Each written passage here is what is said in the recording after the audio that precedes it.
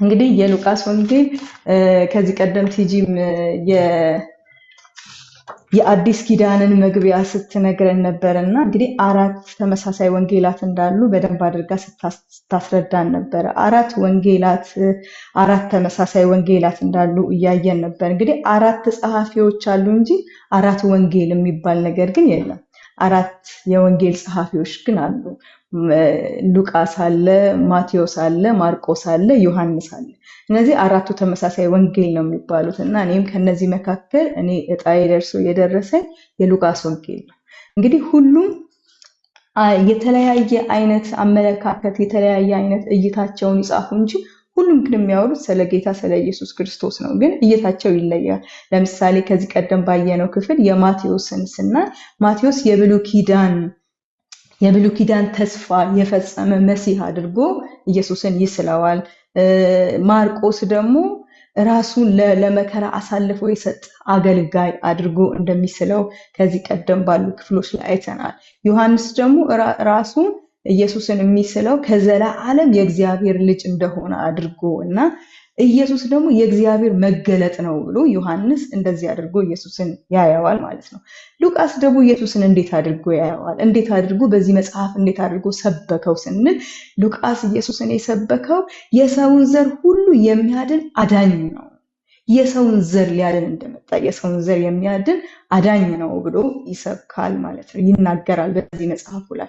እስኪ ሉቃስ የሚያወራው በጣም ፎከስ የሚያደርገው ምን ላይ ነው ስንል በአብዛኛው ምሳሌያዊ ንግግሮችን እንደሚጠቀም ከማቴዎስ በበለጠ ምሳሌያዊ ንግግሮችን ቢጠቀም፣ እሱ ግን በጣም ፎከስ አድርጎ የሚያየው ኢየሱስ ከሰዎች ጋር ያለውን ኮኔክሽን፣ በአይሁድ መካከል የተገለሉ ሰዎች ጋር፣ ከሴቶች ጋር፣ ከህፃናት ጋር ከነሱ ጋር ያለውን ይሄ ሰዋዊ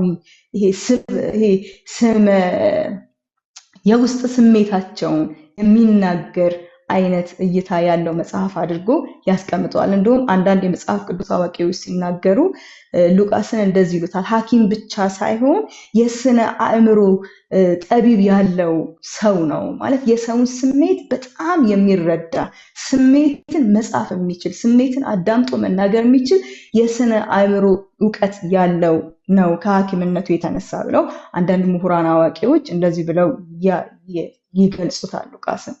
እንግዲህ ጥቅሱ የዚህ መጽሐፍ መሪ ጥቅስ ሉቃስ 19:10 ላይ ያለው ነው የሚናገረው።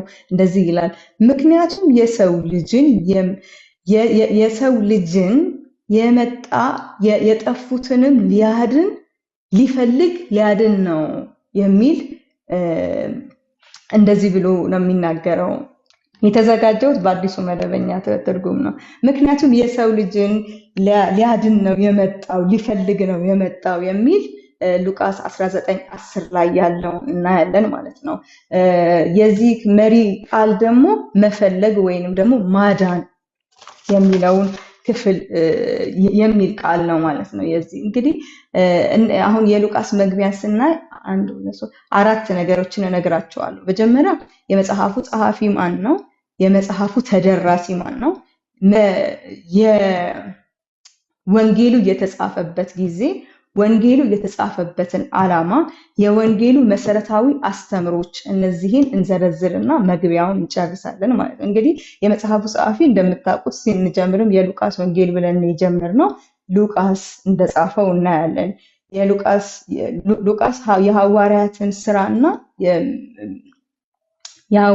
ስራና ሉቃስን የሉቃስ ወንጌልን እሱ ነው ሁለቱንም መጽሐፍ የጻፋቸው። ይህንን ደግሞ እንዴት አወቅሽ ካላችሁኝ በሐዋርያት ስራ ላይ ቀደምት የጻፍኩልህ መጽሐፍ ብሎ ሪፈር አድርጎ የሉቃስን መጽሐፍ ሲያስቀምጥ እናያለን ማለት ነው። እሺ ከውስጥ ይሄንን ካስቀመጥን ከውጭ ደግሞ ይሄንን መጽሐፍ እንደጻፈ የቤተ ክርስቲያን ሊቃውንት ሲናገሩ እናያለን። ይሄም ደግሞ ማን ነው? ኢራኔስ ተርቱሊተር የተባለ የመጽሐፍ ቅዱስ ምሁራን ይሄንን መጽሐፍ እነዚህን ሁለት መጽሐፍ ሉቃስ ነው የጻፈው ብሎ እሱም የቤተ ክርስቲያን ሊቃውንት የሆነው ይሄ ሰው እንደዚህ ብሎ አስቀምጦልናል ማለት ነው። የጸሐፊው ማንነት ስንል አብዛኞቻችን እንደምናውቀው ሉቃስ ሐኪም እንደሆነ ይነገራል። ሉቃስ በትውልዱ አሕዛብ ሲሆን በሙያው ደግሞ የሕክምና ባለሙያ እንደሆነ ቆላስይስ 4:14 ላይ ባለው ክፍል እናገኛለን ማለት ነው። የተወደድክ ሐኪም ብሎ የሚጀምረው ክፍል ስላለ ሉቃስ በሐዋርያው ጳውሎስ ከሁለተኛው የወንጌል አገልግሎት ጀምሮ እስከ መጨረሻው ድረስ አብሮት ታማኝ የሆነ አገልጋይ እንደነበረ እንደውም ሁለተኛ ጢሞቴዎስ 4:11 ላይ ሉቃስ ብቻውን ቀረ ከኔ ጋር ብሎ ይናገራል። ሮም እስር ቤት እስኪገባ ድረስ እስከ መጨረሻው ድረስ ይከተለው የነበረ አገልጋይ ነበር። የጸሐፊው ማንነት ስንል ታማኝ ነው፣ ሐኪም ነው እና ደግሞ ሉቃስ ከሕክምናው ባለፈ የታሪክ ተመራማሪ ነው፣ ጸሐፊ ነው። በመግቢያው ላይ እንዳየነው ተጠንቅቄ ነው የምጽፍልህ፣ ቅድም ረዱ ስታነብልን በነበረው ክፍል እንዴት አድርጎ አወቃቀሩ አጻጻፉ ምናምን በጣም ይለያልና ሉቃስ እንደዚህ አይነት ሰው ነው ማለት ነው። እንግዲህ ይህ ወንጌል የተጻፈው ለቴፍሎስ ነው።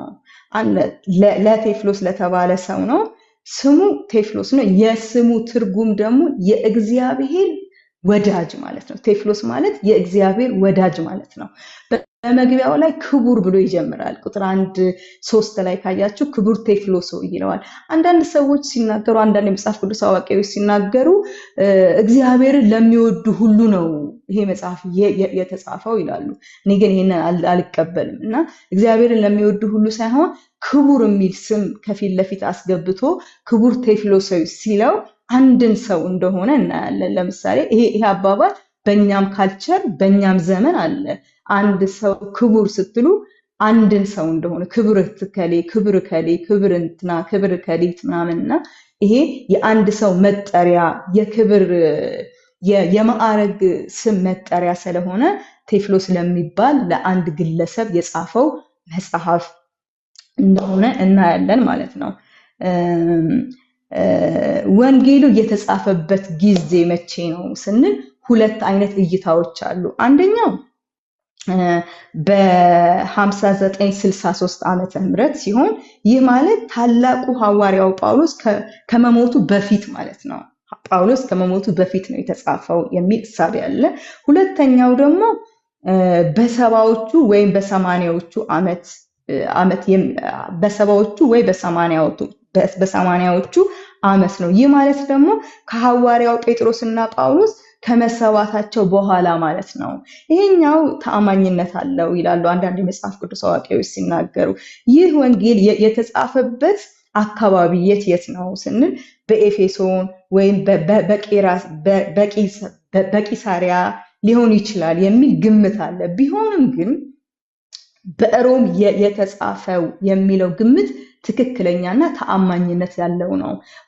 ሉቃስ ይህንን መጽሐፍ የጻፈው በሮም ነው የሚለው ግን ከመጽሐፉን ወደ ውስጥ ገብተን ስናይ በጣም ይሄኛው በቃ ትክክል ነው የሚለውን ነገር እናያለን። ግን ቅድምም ያልኳችሁ በኤፌሶን በቄሳሪያም የሚሉ ግምቶች አሉ። ከነዚህ ግምቶች መካከል ግን እኔም ብዙም የመጽሐፍ ቅዱስ አዋቂዎች የሚስማሙት ውስጥ ገብተንም ስናይ ክፍሉን ስናይ በጣም የሚያሳምነው በሮም ነው የተጻፈው የሚለው ያሳምናል። እንግዲህ የወንጌሉ የተጻፈበት ምክንያትን እናይና ወደ ምዕራፍ 1 እንሄዳለን። ወንጌሉ የተጻፈበት ዓላማ ምዕራፍ 1 ላይ በጣም ስለማወራው ሃይላይት ሊችነካ አድርገት አልፋለሁ። ቴፍሎስ የተማረው ነገር እንዳለ እናውቃለን። መጽሐፉ ምዕራፍ 1 ላይ ቅድም ረዱዬ ስታነብልን እሱ ነገር እውነት ነው እና ልክ እንደ ማጽኛ ማለት ነው። እሱ ነገር እውነት ነው አትጠራጠር የሚል አይነት ቴፍሎስን ይህንን ዓላማ የእምነት ማጽኛ የሚመስል ነገርን ይነግረዋል። ልክ እምነቱ እንዲጸና የተጻፈ ለቴፍሎስ ነው። በሁለተኛ ደግሞ ክርስቲያን በስደት ጊዜ በቃ ድል እንዲያደርጉ ቁመው እንዲቀሩ እግዚአብሔር ላይ በጣም በቃ ልባቸው እንዲታመን የሚያደርግ ነው ማለት ነው። እንግዲህ በዚህ በሉቃስ ውስጥ በጣም በቃ እንትን ያላቸው ወንጌሉን መሰረት ያደረጉ አስተምሮቶችን ደግሞ 3 ነገሮችን እነግራችሁና ወደ ምዕራፍ 1 ሄዳለሁ። የመንገድ ጠራጊው መገለጥ የመንገድ ጠራጊው መገለጥ ማለት የዮሐንስ ማለት ነው። የመሲሁ መምጣት፣ ለእስራኤል የተሰጠ ተስፋዎችን መጻፍ፣ ለእስራኤል የተሰጡ ተስፋዎች መፈጸም፣ አሕዛብ ከኪዳን ህዝብ ጋራ ያላቸውን ተካፋይ መሆናቸውን ድርሻ እንዳላቸው የሚያሳይ መጽሐፍ ነው ማለት ነው። ይህንን ካልኩኝ ወደ ምዕራፍ 1 እሄዳለሁ። አይታችሁት ከሆነ እንግዲህ ክፍሉ ረዘም ያለ ነው። ጌታ ይረዳኛል፣ በጊዜ ለመጨረስ ሞክራለሁ።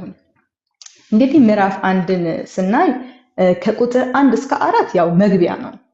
ከቁጥር 1 እስከ 4 መግቢያ ነው።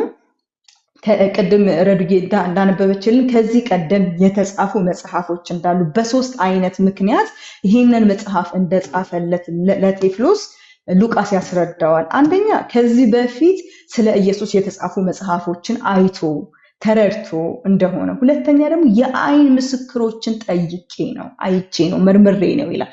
የአይን ምስክሮች ማለት ሐዋርያቶቹ ናቸው። እነማን? ያው 12ቱን ሐዋርያቶች በጣም የተጨመረውን ጨምሮ 12ቱን ሐዋርያቶች እነሱ ጋር ጠይቄ መርምሬ ነው ይለዋል። እና በጥንቃቄ ጽፍልሃለሁ ይለዋል። በጣም ነው የሚገርመኝ ይሄንን ሳይ። በጥንቃቄ በቃ አስተውሎ መርምሮ ለመዳን የሚሆነው ለመጽናት የሚሆነው እሱን ጽፍልሃለሁ ብሎ ክብር ቴዎፍሎስ ማለት ያው ቅድም እንደነገርኳችሁ ክብር ማለት በሮም ፖለቲካ ውስጥ ከፍተኛ ስፍራ ያለው ሰው እንደሆነ ይገመታል ቴዎፍሎስ። እና በቃ መርምሬ ነው የምጽፍልህ ይለዋል። ቁጥር 1 እዛው 4 ላይ ይህንን የማደርገው የተማርከው ነገር እውነተኛ መሆኑን እንድታውቅ ነው። እንግዲህ ቅድም እንደነገርኳችሁ የእምነት ማጠናከሪያ መጽሐፍ ልንለው እንችላለን። ይሄንን መጽሐፍ እያልኳችሁ ነበር። ቴዎፍሎስ አዳኝ ብሎ የተቀበለው ጌታ አይሁዳዊ ነው። እንግዲህ አይሁዶች ደግሞ እንዴት አድርገው አሕዛብን እንደሚያገሉ የዚህ ተስፋ ተካፋዮች እንዳልሆኑ አድርገው አሕዛብን በጣም ስለሚያገሉ ቴዎፍሎስ ጥርጣሬ የገባው አይነት ይመስላል። ይሄ የተቀበልኩት መሲህ፣ ይሄ አዳኝ ያልኩት መሲህ፣ የሰማሁት መሲህ እውነት እኔን ያጠቃልላል ይሄ መዳን ወይንስ የሚል አይነት እሳቤ ውስጥ እንደነበረ እናያለን። ለምን?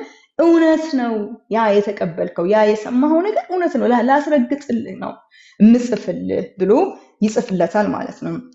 አይሁድ ደግሞ እንዴት አሕዛብን እንደሚያገሉ ያው እናውቃለን፣ ከዚህ ቀደም እያየን ስለመጣን ማለት ነው። ስለዚህ ቴዎፍሎስ ግራ የተጋባ አይነት ነገር ይመስል ነበረ። ስለዚህ ሉቃስ ሲጽፍ ኢየሱስ በአይሁድ ማህበረሰብ የተገለሉትን ሰዎች እንዴት አድርጎ ካውንስል እንዳደረጋቸው፣ እንዴት አድርጎ እንዳገለገላቸው እሱ ላይ በጣም ፎከስ ያደርጋል። አንደኛ አሕዛብ እንዴት እንደሚገለሉ በአይሁድ ማህበረሰብ እናውቃለን እና ከነሱ ጋር ያለውን ቅርበት፣ ቀራጭ ሰብሳቢዎች ጋር ያለውን ቅርበት፣ በኃጢአት የተያዙ ሰዎችን እንዴት እንደሚያገለግላቸው፣ በአካል ደዌ የታመሙ ሰዎችን መርጦ እነዚህን ነው ሉቃስ ፎከስ አድርጎ የሚጽፍለት። ለምን?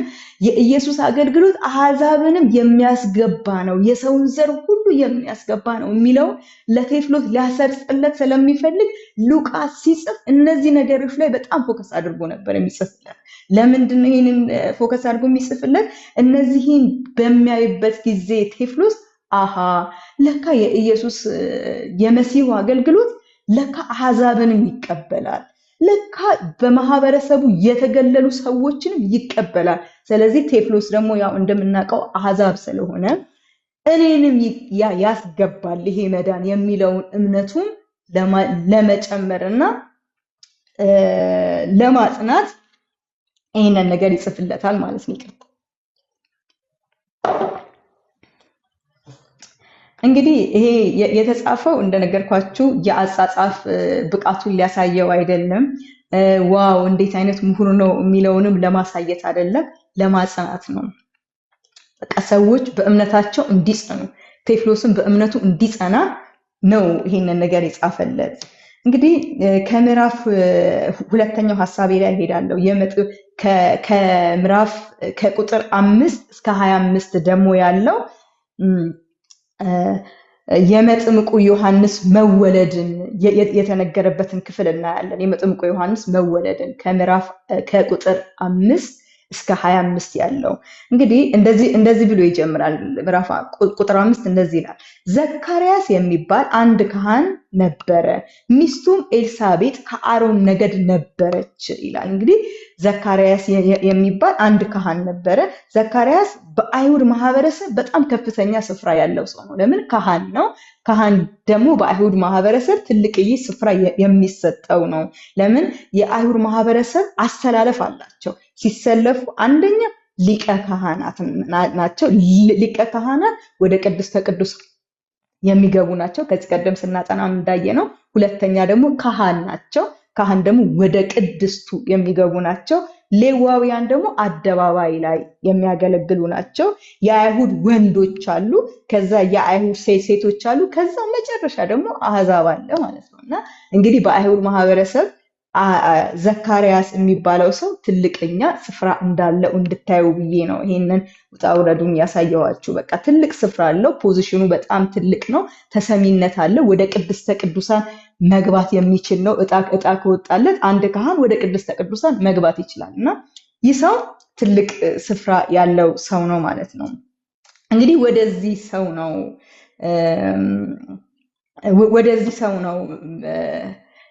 ዘካርያስ እንግዲህ አገልጋይ ነው እንዳልኳችሁ። ቁጥር 6 እና 7 ላይ እንደዚህ ይላል። ሁለቱም የጌታን ትእዛዝና ስርዓት ሁሉ ጠብቀው ያለ ነቀፋ የሚኖሩ በእግዚአብሔርም ፊት ጻድቅ ነበሩ። አይገርማችሁም? እነዚህ ባልና ሚስት ናቸው። ኤልሳቤጥ እና ዘካርያስ የሚባሉ ሁለቱም ያለ ነቀፋ የሚኖሩ ናቸው። ጻድቅ ነበሩ ሲል ግን ጽድቃቸው በእግዚአብሔር ፊት አይደለም። ጽድቃቸው በሰው መካከል ያለ ነቀፋ የሚኖሩ ናቸው። ሰው እስኪነቅፋቸው ድረስ ኃጢአት እንደዚህ የሚታይባቸው አይደሉ።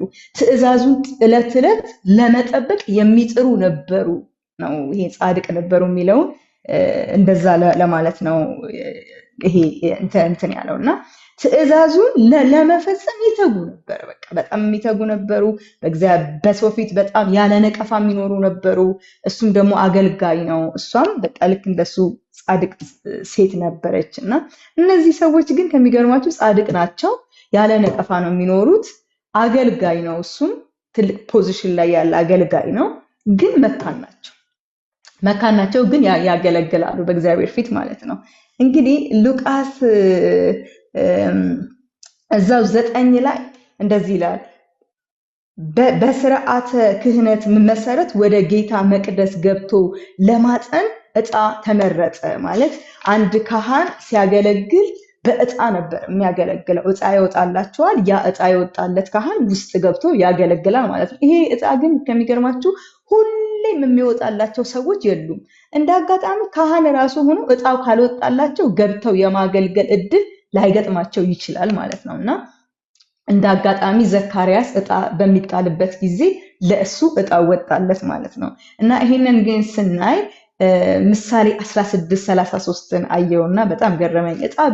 ዕጣ በጉያ ይጣላል፣ በጉያ ትጣላለች፣ መደቧ ሁሉ ግን ከእግዚአብሔር ዘንድ ነው ይላል እግዚአብሔር ቃል። ዕጣ በጉያ ይጣላል ግን መደቧ ግን ከእግዚአብሔር ዘንድ ነው። በዛን ጊዜ ያው መንፈስ ቅዱስ ስላልወረደ ማንኛውም ዕጣ ቢጣል ዕጣውን ግን የሚያወጣው ግን እግዚአብሔር ነበረ። ስለዚህ እግዚአብሔርም የዘካርያስን መልስ መመለስ ስለፈለገ በዛን ጊዜ በዕጣው ተራ በሱ በሚያገለግልበት ተራ ዕጣው ለማን ወጣ ማለት ነው? ለዘካርያስ ወጣለት ማለት ነው። እንግዲህ የካህናት ተግባር አንዱ ከዚህ ቀደም እንዳየነው በቅድስተ ቅዱሳን ፊት ለፊት ባለው መሰዊያ ላይ ዕጣን ማጠን ነበረ። ከማለዳው መሰዋት በፊትና ከሰርክ መሰዋት በፊት አንድ ካህን ዕጣ ያጥናል፣ አዲስን ዕጣንም ደግሞ ይቀይራል። ያኔ የሕግ መጽሐፍን ስናይ በደንብ አድርገን አጥንተናል። ማየት ከፈለጋችሁ ደግሞ ዘጸአት 30 ከ6 እስከ 8 ያለውን ክፍል ማየት ትችላላችሁ። እና ቁጥር 13 ላይ እንደዚህ ይላል። መልአኩ ግን እንዲህ አለው፣ ዘካርያስ ሆይ አትፍራ፣ ጸሎትህ ተሰምቷል። ሚስትህ ኤልሳቤጥ ወንድ ልጅ ትጸንሳለች፣ ስሙም ዮሐንስ ትለዋለህ ብሎ የእግዚአብሔርን የምስራች ይዞ መልአኩ ወደ ዘካርያስ ገባ ማለት ነው። በእርሱም አለው በምታገኘው ልጅ በእርሱም ተድላንና ደስታን ታገኛለህ። ጌታ ኢየሱስ ይባረክ። በልጆቻችን እንደዚህ ይሆንልናል። በእርሱም ተድላንና ደስታን ታገኛለህ፣ ብዙዎችም እርሱ በመወለዱ ደስ ይላቸዋል። አይገርማችሁም? በዮሐንስ መወለድ ደስታው አንተ ጋር ብቻ አይደለም የሚቀረው። ኦፍኮርስ አንተም ተድላም ደስታም ታገኛለህ። ግን በዮሐንስ መወለድ ደግሞ ብዙዎች ደግሞ ይደሰታሉ። የሰፈር እንባ አይሆንም ይሄ ልጅ ማለት ነው። ለሰፈርም በረከት የሚሆን ልጅ ታገኛለህ። ደስታው አንተ ጋር አለ፣ ተድላ አለው፣ ደስታ አለው። ከዛ ደግሞ የሰፈር ልጆችም እሰይ እንኳን ተወለደ፣ ማህበረሰብ የሚደሰትበትን ልጅ እግዚአብሔር እንደሚሰጠው በቃ ድንቅ በቃ መልእክት ወደ ዘካርያስ እግዚአብሔር መልአኩን ይልካል ማለት ነው። እና በእናቱ ማህፀን መንፈስ ቅዱስ ይሞላል ይሏል ቁጥር 15 ላይ። በእናቱ ማህፀን ሳለ መንፈስ ቅዱስ ይሞላል እያለ ሲነግረው በጣም የገረመኝ እንደዚህ ያለ ማለት እኔ ሸምግያለሁ፣ ይህ እንዴት ይሆናልኛል? እንዴት ይሆናል? በምን ይሆናል? እና ይህንን ሳይ በጣም ተገረምኩና ለካ በፖዚሽን የእግዚአብሔር ድምፅ አይሰማም ወገኖች። የእግዚአብሔር ድምፅ የሚሰማው የሆነ ፖዚሽን ላይ ስላለን አይደለም። የእግዚአብሔር ድምፅ የሚሰማው ለካ በትህትና ነው። ይሄ በጣም ገባኝና በፖዚሽን የእግዚአብሔር ድምፅ አይሰማም። ተጠራጠረው። እንግዲህ ይሄ ካህን ነው። ሪፈር ራሱ ላምጣ ቢል የተነገረው ነገር ለምን አላመንም? አርጅቷል እኮ መጠራጠርማ ይችላል ምናምን እንዳትሉ፣ የህጉን መጽሐፍ ያውቃል። ከህጉ መጽሐፍ ላይ ደግሞ አብርሃምና ሳራን አንብቧል። ማለት ለእግዚአብሔር የሚሳነው ነገር ምንም ነገር የለም። ይሄንን ዘካርያስ የማያውቅ እንዳይመስላችሁ። ለምን ከዚህ ቀደም የህጎቹን መጽሐፍ ስናጠና አንድ ሰው በበደለ ኃጢአት በሰራ ጊዜ ዋኖስ ይዞ መጥቶ የኃጢአት ስርየት ይሰጠዋል ይላል። ካህኑ ግን በበደለ ጊዜ ግን ዋኖስ ይዞ አይመጣም ነበረ። ፍሪዳ ነበር ይዞ የሚመጣው፣ ጠቦት ይዞ ይምጣ ነው የሚለውና ብዙ ከሚያቅነቅ ሰው እግዚአብሔር ከካህናቶቹ በብሉይ ኪዳን ብዙ ነገር እንደሚጠብቅ በዚህ ቲጂ ስታስተምረን የነበራችሁ ታስታውሳላችሁና ካህኑ ወይፈን ነው ይዞ መጥቶ ኃጢአቱን የሚያስተሰርየው እንጂ እንትን ይዞ መምጣት አይችልም። ዋኖስ ይዞ መምጣት እንደማይችል እግዚአብሔር ቃል ሲናገር ነበርና ሪፈር አለው ለማመን። እንደውም ዘካርያስ ብዙ የሚያሳምነው ነገር አለው። ግን እንዴት ይሆናል? እኔ እንዴት ይሆናል? እኔ ሚስቴ ማርጅታለች፣ እኔም ሸምግያለሁ፣ ይሄ እንዴት ይሆናል ብሎ መልአኩን ሲጠይቀው እናያለን። እኔ ሽማግሌ ነኝ፣ ሚስቴን በእድሜዋ ገፍታለች፣ በእርሱ የሆነ በእርሱ የሚሆን መሰለውና ካህኑ ኤልሳቤጥ ከዛ ያው እንደምታውቁት ቅድምም ረዱ እንዳነበበችልን ዲዳ አድርጎት እንደሄደ እናያለን። እና ይህ እስኪሆን ድረስ መናገር እንዳይችል የእግዚአብሔርን ቃል አላመንክምና እኔ ገርቤል ነኝ በእግዚአብሔር ፊት የምቆም መልአክ ብሎ አንደበቱን ምልክትን እንደጠየቀ ዲዳ አድርጎት የእግዚአብሔር ቁጣ ተገናኝቶት ሄደ ማለት ነው። እና እንደውም እያነበብኩት በጣም ከባለቤቴ ጋር ሳወራ ምልክትን እኮ ነው የጠየቀው እና ዲዳ አድርጎት ሄደ እያለ እየተነጋገርን ሳነበው ነበር። እና ዲዳ አድርጎትም ሄደ ማለት ነው። እና ኤልሳቤጥም ቁጥር 25 ላይ እንደዚህ ይላል፣ ኤልሳቤጥም ነቀፌቴን አስወግዶልኛል አለች። ማለት በጸነሰች ጊዜ 5 ወር ተሸሸገች። 5 ወር ስትሸሸግም ነቀፌቴን አስወግዶልኛል አለች። እግዚአብሔር ለካ መልስን አምጥቶ ሲመልስ ነቀፌታ ይወገዳል። አይገርማችሁም? ይሄ መረዳት በኢየሱስም በእያንዳንዳችን ውስጥ ይግባ። ማለት እቺ ሴት የረጅም ዘመን ጸሎቷ እንደሆነ አውቃለሁ። በእስራኤላውያን ዘንድ ደግሞ ወንድ ልጅ ማርገዝ ማለት እንደኛ እንዳሆኑ ዘመን እንዳይመስላችሁ በጣም የሚገርም ነገር ነው። እና የረጅም ጊዜ ጸሎቷ ሲመለስ አርኑ ወደ ጎረቤቶቿ ምናምን አልሄደችም። እና ገርማኛለች በጣም እቺ ሴት 5 ወር በቃ እግዚአብሔር ነቀፌቴን አስወግዷል ብላ ተሸሸገች ይላል። ከ26 እስከ 38 ያለውን ደግሞ ስናይ የኢየሱስ መወለድ አስቀድሞ ተነገረ። ማለት የኢየሱስን አወላደድ አስቀድሞ ለማርያም ሲነገር እናያለን በዚህ ክፍል ላይ ከ26 እስከ 38 እና እንደዚህ ይላል። 26 ላይ በስምንተኛው ወር እርሱ በስድስተኛ ወር እግዚአብሔር መልአኩን ገብርኤልን በገሊላ ወደምትገኝ ወደ ናዝሬት ከተማ ላከው። ያው መልአክ ነው ባይዘው የተላከው ሌላ መልአክ አይደለም። ያው መልአክ ዘካርያስ ጋር የተላከው መልአክ ማርያም ጋር ተላከ ማለት ነው። ላከው። የተላከውም ከዳዊት ዘር ለሆነች ዮሴፍ ለሚባል ሰው ወደ ታጨች ወደ አንዲት ድንግል ነበረ። የድንግሊቱም ስም ማርያም ነበረ እና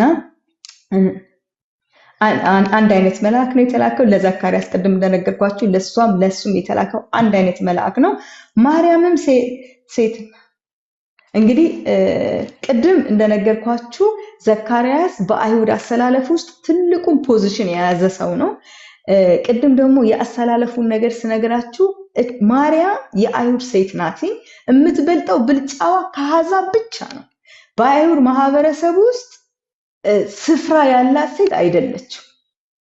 በእግዚአብሔር ዘንድ ነው እንጂ ስፍራ ኑሯት ይሄንን የምስራት እግዚአብሔር አምጥቶ የነገራት። በአይሁድ ማህበረሰብ የአይሁድ ሴቶች የሚበልጡት ከአሕዛብ ብቻ ነው። አሰላለፋቸው ከአሕዛብ ብቻ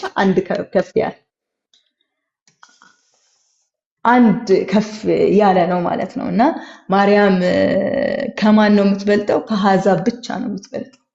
ወደዚች ሴት ያው መልአክ በአይሁድ ማህበረሰብ ከፍተኛ ስፍራ ያለው ወደ ካህኑ የተላከው መልአክ ከአሕዛብ ደግሞ ትንሽ ወደምትበልጠው ወደ ማርያም ይሄ መልአክ ተላከ ማለት ነው።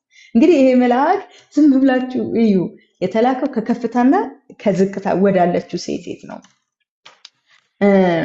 ቁጥር 28 ላይ እንደዚህ ይላል፣ መልአኩም እርሷን ወዳለችበት ገብቶ እጅግ የተወደድሽ ሆይ ሰላም ላንቺ ይሁን፣ ጌታ ከአንቺ ጋር ነውና አንቺ የተባረክሽ ነሽ አላት። እና ያው ሰላም ላንቺ ይሁን ማለት በአይሁድ ሙሉነት ካንቺ ጋር ይሁን ማለት ነው። ሙሉነት ካንቺ ጋር ይሁን እንደማለት ነው። ሰላም ማለት ሙሉነት ማለት ነው። በሰላምታው ተደነቀች ይላል። በሰላምታው ተደነቃ ግን በውስጧ ነው የምታሰበው። ይህ እንዴት ያለ ሰላምታ ነው? 30 ላይ መልአኩ እንዲህ አላት፣ በእግዚአብሔር ዘንድ ሞገስን አግኝተሻልና አትፍሪ አላት ማለት ነው። ቁጥር 30 ላይ ከዛ እንደዚህ አላት፣ አንደኛ ትጸንሻለሽ፣ ወንድ ልጅንም ትወልጃለሽ አላት።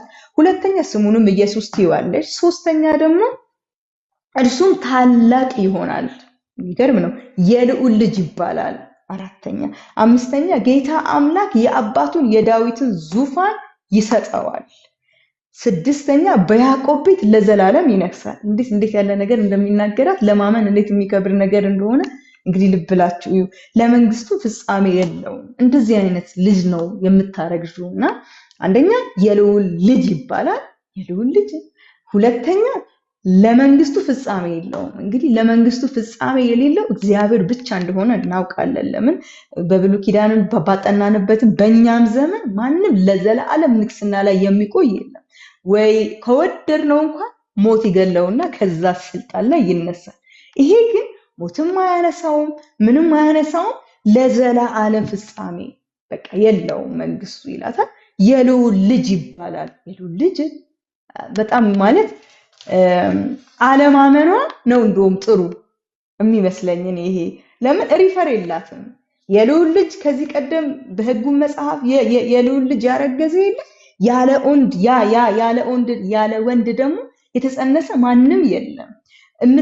እንደው እንደ ዘካርያስ እንኳን ሳራንና አብርሃምን ገልጣ ኦኬ ይሄ ለካ አለ እንዳትል ምንም ሪፈር የምታረገው ነገር የለም ማለት ነው። እና ይህ አይነት ነገር ኦኬ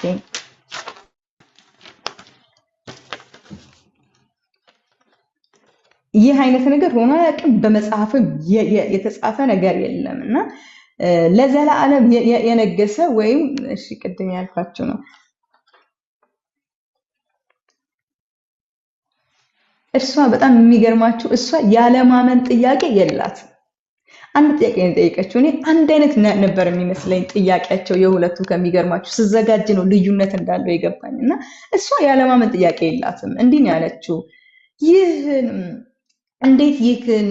እንዴት ይሆንልኛል? እኔ እኮ ወንድ አላውቅም ማለት ኮሽን ነው እየጠየቀችው ያለችው። ጥያቄ ነው እዚህ ጋር የምትጠይቀው። ወንድ አላውቅም ይህ እንዴት ይሆንልኛል አለች። ዘካርያስ ግን በምን አውቃለሁ ነው ያለው። ባይዘው በአዲሱ መደበኛ ትርጉም ነው የተዘጋጀው፣ በዛኛውም አይቼዋለሁና የዘካርያስ በምን አውቃለሁ፣ እሷ ደግሞ የምትለው ይህ እንዴት ይሆንልኛል። መልአኩም ማስረዳት በምን እንደሚሆንላት እንዴት እንደሚሆንላት አስረዳት። ለካ የእግዚአብሔር ቃል የሚሰማው በጌታ ነው ማለት የምናምነው በራሱ በእግዚአብሔር እንጂ በተነገረን ቃል ራሱ አይደለም። የተናገረው ማን ነው? አይገርማችሁም ወገኔ? የተናገረው ጌታ ነው እንጂ የሚታመነው ነገሩ ትልቅም ይሁን ትንሽም ይሁን በእግዚአብሔር ዘንድ ነገሩ ከተነገረ እግዚአብሔር ነው በቃ የተናገረው እና የተናገረውን ማመን እንዴት መልካም እንደሆነ የተናገረው ላይ በኢየሱስ ስም ዓይናችን ይሁንና የተናገረው ነው ደግሞ ነገሩን ወደ እንትን የሚያደርገው በቃ የሚገልጠው የተናገረውን ስናምነው ነው። ነገር እንዲገለጥ ከፈለግን የተናገረው ላይ ፎከስ እናድርግ እና እንደዚህ ይላታል መልአኩም መልሶ እንዲህ አላት፣ መንፈስ ቅዱስ በአንቺ ላይ ይመጣል። የሚሆንብሽ መንፈስ ቅዱስ ነው በአንቺ ላይ የሚመጣው። የጠየቅሽኝ እንዴት ይሆናል ነው አይደል? እንዴት ይሆናል ከሆነ መንፈስ ቅዱስ በአንቺ ላይ ይመጣል፣ የልዑል ኃይል ይጸልልብሻል። ሃሌሉያ። ስለዚህ የሚወለደው ቅዱስ ሕፃን የእግዚአብሔር ልጅ ይባላል። ይሄ ከማርያም ጋር ባይዘው ምንም አያገናኘውም ወገኖች። ማለት መንፈስ ቅዱስ ይጸልልብሻል የሚወለደውም ስለዚህ መንፈስ ቅዱስ ስለጸለለብሽ ስለዚህ ስለምኑ ስለ መንፈስ ቅዱስ ስለጸለለብሽ ስለዚህ ልጁ የማን ልጅ ይባላል? የልዑል ቅዱስ ልጅ የእግዚአብሔር ልጅ ይባላል። ኦኬ በጣም በጣም በጣም ነው በቃ የምትገርማችሁ ማርያም ምን አይነት ትሁትና ምን አይነት የምትወደድ ሴት እንደሆነች ከማርያም ብዙ ነገር እንማራለን። ዛሬ ጌታ ይረዳናልና ስለዚህ የሚወለደው ልጅ የእግዚአብሔር ልጅ ከዛ እንደዚህ ያላት ቁጥር 36 ላይ ኤልሳቤጥም ወንድ ጸንሳለች፣ ለእግዚአብሔር የሚሳነው ነገር የለም። በበስተርጅናዋ ኤልሳቤጥም ወንድ ልጅ ጸንሳለች፣ ለእግዚአብሔር የሚሳነው ነገር የለም። ይሄ የሆነው ለእግዚአብሔር የሚሳነው ነገር ስለሌለ ነው። አንደኛ ካንቺ አይደለም፣ ሁለተኛ ይሄ የሚሆነው መንፈስ ቅዱስ መጥቶ በላይሽ ላይ ይጸልልብሻል። ከዛ የሚወለደውንም ልጅ የልዑል የእግዚአብሔር ልጅ የሚያደርገው ራሱ መንፈስ ቅዱስ የሱ አሰራር እንጂ አንቺና መንፈስ ቅዱስ እዚህ ጋር አትደመሩም ነው በቃ። አይገርማችሁም? ከዛ እንደዚህ ያለች እሷም የተባረከች ናት። እንደዚህ ያለች ማርያምም እነሆ እኔ የጌታ ባሪያ ነኝ። ጌታ ኢየሱስ ይባረክ። ማለት እንደዚህ አይነት ትሁትና በጣም ነው የነካችኝ በእውነት። እንግዲህ የምትወልደው የልዑል የእግዚአብሔር ልጅ ነው። በቃ ፕራውድ ላድርግ ብትል ብዙ ፕራውድ የምታደርግበት ነገር አለ። ከሴቶች ሁሉ የተለየች ናት። እንደዚህ ያለች ግን እነሆኝ እኔ የጌታዬ ባሪያ ነኝ። ጌታ ኢየሱስ ይባላል። እንደዚህ ያለች በቃ እነሆኝ እኔ የጌታዬ ባሪያ ነኝ፣ ቃልህ እንደ ቃልህ ይሁንልኝ አለችው። ከዚያ መልአኩ ተለይቷት ሄደ። የልዑል ኃይል ጸለለባት ማለት ነው። መንፈስ ቅዱስ በላይዋ ላይ ጸለለባት፣ መልአኩ ተለይቷት ሄደ ይላል። ከዛ መልአኩ ተለይቷት ሄደ ይላልና ጌታ ኢየሱስ ይባረክ። ማለት እግዚአብሔር ምንም አይነት ድንቅ ነገር በላይዋ ላይ መጥቶ ሰራለው ሲል ባርነቷን አትረሳም። እኔ የጌታ መጠቀሚያው ነኝ፣ እኔ የጌታ ባሪያው ነኝ። እሱ ወዶኝ ነው፣ እርሱ አድርጎብኝ ነው፣ እርሱ መርጦኝ ነው ትናገር። ይህ እንዴት ይሆናል እያለች ትጠይቃለች። መልአኩ ማስረድቷታል ይህ ከሷ እንዳልሆነ ራሱ እግዚአብሔር እንደሆነ ይሄንን ነገር በሷ ላይ የሚያደርገው። እሷም ደግሞ መጨረሻ ላይ ፕሩፍ ስታደርግ እኔ የጌታዬ ባሪያ ነኝ እንዳልከው እንደ ቃል ይሁንብኝ ብላ ትናገራለች ማለት ነው። እንግዲህ ማርያም ከቁጥር 39 እስከ 45 ደግሞ ማርያም ወደ ኤልሳቤጥ እንደሄደች እናያለን። አለፍ እላለሁ። ማርያም ወደ ኤልሳቤጥ እንደሄደች እናያለን። 39 ላይ ማርያምም ኤልሳቤጥ ጋር ሄደች። ኤልሳቤጥም የማርያምን ድምጽ በሰማች ጊዜ ጽንሱ ዘለለ፣ በውስጧ ነው የዘለለውና ኤልሳቤጥም የማርያምን ድምጽ ኤልሳቤጥ በመንፈስ ቅዱስ ተሞላች፣ የጌታዬ እናት አለቻት። አይገርማችሁም? የአክስቴ ልጅ ምናምን ቀረ በቃ። የጌታዬ እናት በመንፈስ ስትሞላ መነጋገር ለካ ቀላል ነው። አይገርማችሁም? ልታስረዳት እኔ እኮ ምናምን ልትል አልሄደችም። ያቺን በመንፈስ የተሞላች ሴት ናት። በቃ ምንም መንፈስ ቅዱስ በመካከላችን ሙቭ ካደረገ ለካ ነገር ሁሉ እየተገለጠ ነው የሚሆነው። ሰው አይጋጋጥም ለማስረዳት። እግዚአብሔር በቃ ነገሩን አስረዳት። በመንፈስ ተሞላችና ታውቃታለች እኮ ዘመድ ናት እኮ ማለት ካዝኔ ምናምን ቀረ ማለት ነው። የጌታዬ እናት አለቻት። ከሴቶች መካከል የተባረክሽ ነሽ፣ የማህፀንሽ ፍሬ የተባረከ ነው አለቻት። ከዛ ቁጥር 45 ላይ ጌታ ለምን እንደሆነ ደግሞ እዛው ላይ ፕሩፍ ታደርግላታለች። ይሄ የሆነላት በመንፈስ ተሞልታ እንደስላት ጌታ የፈጸማለው ብሎ የነገራትን ያመነች እርሷ ብጽዕት ናት። አይገርማችሁ? መልአኩና ማርያም ሲያወሩ ኤልሳቤጥ የት ነበረች? አልነበረችም። እሷ ነቀፌታዬን እግዚአብሔር አስወገደልኝ ብላ በቤቷ ተቀምጣ ነበረ።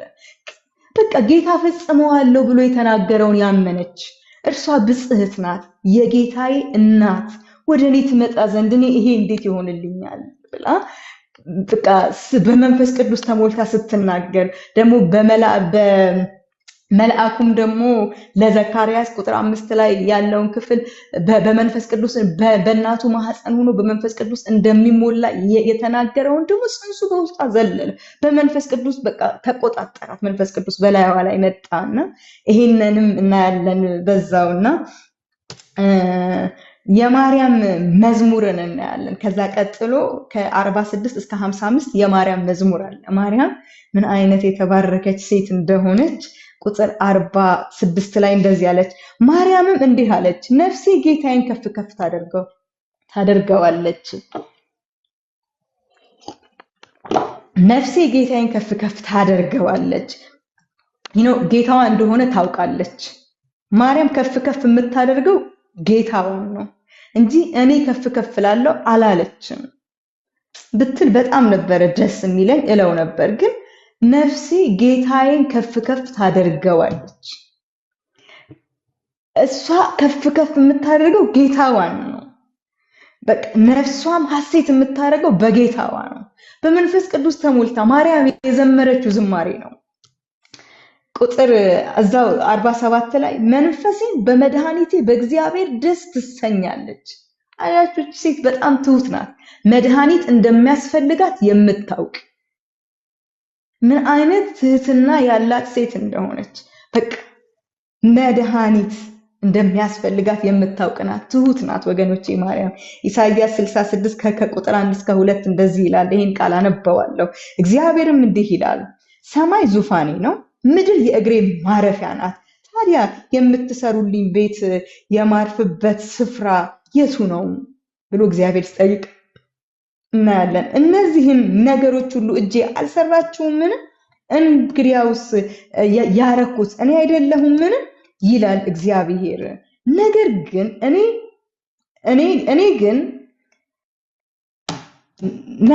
ግን እኔ ወደዚህ ትሁት ወደ ሆነው ነፍሱም ወደ ተሰበረችው በቃሌም ወደሚንቀጠቀጠው ሰው እመለከታለሁ። እቺ ሴት ናት እኮ ማለት እቺ ሴት ለቃሉ የምትንቀጠቀጥ የእግዚአብሔር ቃል ሲመጣላት እንሁኝ በቃ እኔ የጌታ ባሪያ ነኝ የምትል ምን አይነት ቤት ትሰሩልኛላችሁ? በቃ ያው እንደዚህ አይነት ቤት ነው እግዚአብሔር የሚያስፈልገው። አይገርማችሁም? ኢሳይያስ 66 ከቁጥር 1 እስከ 2 ያለው ክፍል በደንብ አድርጎ ማርያምን ፕሩፍ ያደርጋታል። በቃ ለአምላኳ ቃል የምትንቀጠቀጥ እንሁኝ የምትል ስራብኝ የምትል እኔ ባሪያ ነኝ የምትል ከኔ አይደለም የምትል የባሪያይቱን መዋረድ አይቷል የምትል ማለት ነው። እቺ ሴት ትሁት ሴት ናት። በቃ እንደዚህ ያለ እግዚአብሔር ቃል ወደ እርሱ እመለከታለሁ። በምኑ በቃሌ ወደሚንቀጠቀጠው ወደዚች ሴት ማለት ነው። ወደ እሷ ሴት ሊያርፍባት መጣ። ጌታ ኢየሱስ ይባረክ። ወደ ማርያም አየ ጌታ አያት። በቃ ይሄ ቃል ማርያምን በጣም ፕሩፍ የሚያደርጋት 48 ላይ የባሪያይቱን መዋረድ ተመልክቷልና ከዛሬ ጀምሮ ትውልድ ሁሉ ብጽሕት ይለኛል። እንግዲህ ቅድም እንደነገርኳችሁ ዝቅተኛ ስፍራ ላይ ነው የመጣው። በአይሁድ ማህበረሰብ በጣም በቃ ቦታ የማይሰጣቸው ለአገልግሎት ማሰብ ደግሞ ሌላ ነገር ነው ማለት ቦታ የማይሰጣቸው በአስተላለፍ እንኳን ከአሕዛብ ብቻ የምትበልጥ ወደሷ ወደዛች የበቃ የባሪያይቱ መዋረድ ተመልክቷልና ጌታ ኢየሱስ ይባረክ። በቃ እውነት ትህትና እንደዚህ ነው። በቃ ወገኖች እውነት በቃ ትህትና ይሄ ነው። እኔ ትህትና በምን እንየው ከተባለ ይሄ ነው በቃ ትህትና። አምላክን እኮ ነው እቺ ሴት እኮ የጸነሰችው።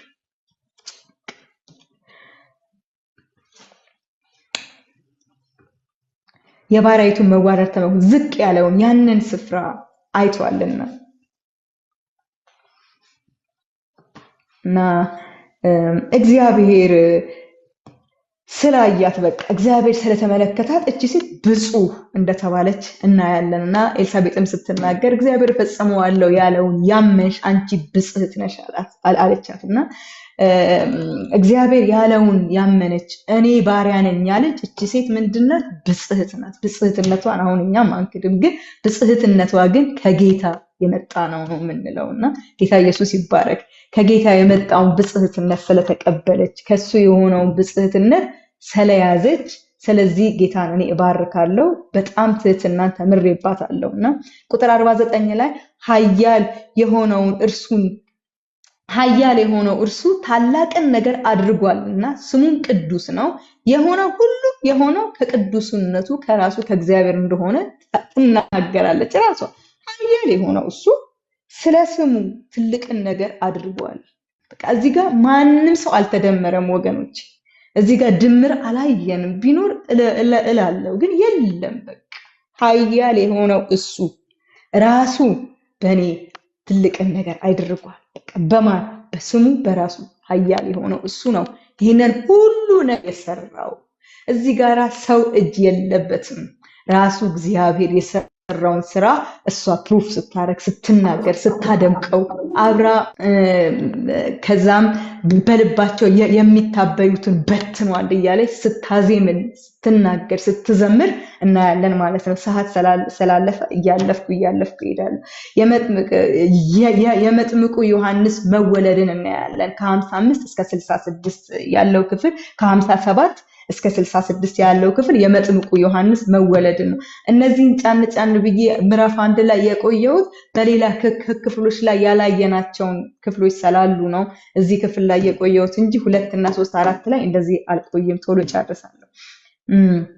ኤልሳቤጥ ወንድ ልጅ ወለደች። ጎረቤቱም ሁሉ በቃ ዘመዶቿም ተደሰቱ በኤልሳቤጥ መውለድ። የመውለጃዋ ጊዜ ደረሰ፣ ወንድ ልጅ ወለደች። በ8ኛው ቀን ስም እንግዲህ አይሁድ በመገረዣቸው ወቅት ነው ልጆቹ 8 ቀን ሞልቷቸው ወስደው ሊያስገርዟቸው ሲሉ በዛ በሚገረዙበት ወቅት ስም የሚወጣላቸው በዛን ጊዜ ነው። እንግዲህ ኤልሳቤጥ ከወለደች በኋላ በ8ኛው ቀን ስም ልታወጣለት ይዛው ልታስገርዘው በሄደች ጊዜ ስም እንዲወጣለት ተነገራት። በአባቱ ስም ዘካርያስ ሊሉት ፈለጉ። እሷ ግን እናቱ ግን አይሆንም ዮሐንስ ነው የሚባለው አለች። ማለት የራሱ ግራ እንዲገቡ ዘካርያስ በመቅደስ ሆኖ ነው ዱዳ ሆኖ የመጣው። ኤልሳቤጥ ዘካርያስ እዚህ ጋር ገና መናገር አልጀመረም፣ ዲዳ ነበረ፣ መናገር አይችልም ነበር። በ8ኛው ቀን ስም ሊወጣ ወደ መቅደስ ይዘውት ሂደዋል። ስም በሚወጣበት ቀን በሚገረዝበት ቀን በአባቱ ስም ያው በአይሁድ ባህል እንደተለመደ በአባት ስም ስለሚጠራ ዘካርያስ ሲባል በፍጹም አለች ስሙ የሚሆነው ዮሐንስ ነው። የተሰማች እንግዲህ አናውቅም። እንግዲህ በብራና ጽፎ ይሁን የተጻፈ ነገር ስለሌለ እኔ ግን ደስ የሚለኝ በመንፈስ የተሞላች ሴት ስለሆነች እቺ ሴት በመንፈስ እንደተረዳች አምናለሁ። እንግዲህ በሰሌዳ አባቱም ሰሌዳ ላይ ጽፎ ሁሉም ሰው ዮሐንስ ይባላል። በሰሌዳ ላይ ጽፎ አባቱ ዮሐንስ እንዲባል ሲናገር ሁሉም ሰው ተደነቁ። ግን ቀድማም እሷም አይሆንም ብላ ይሄንን ስም ተናግራ ነበረ።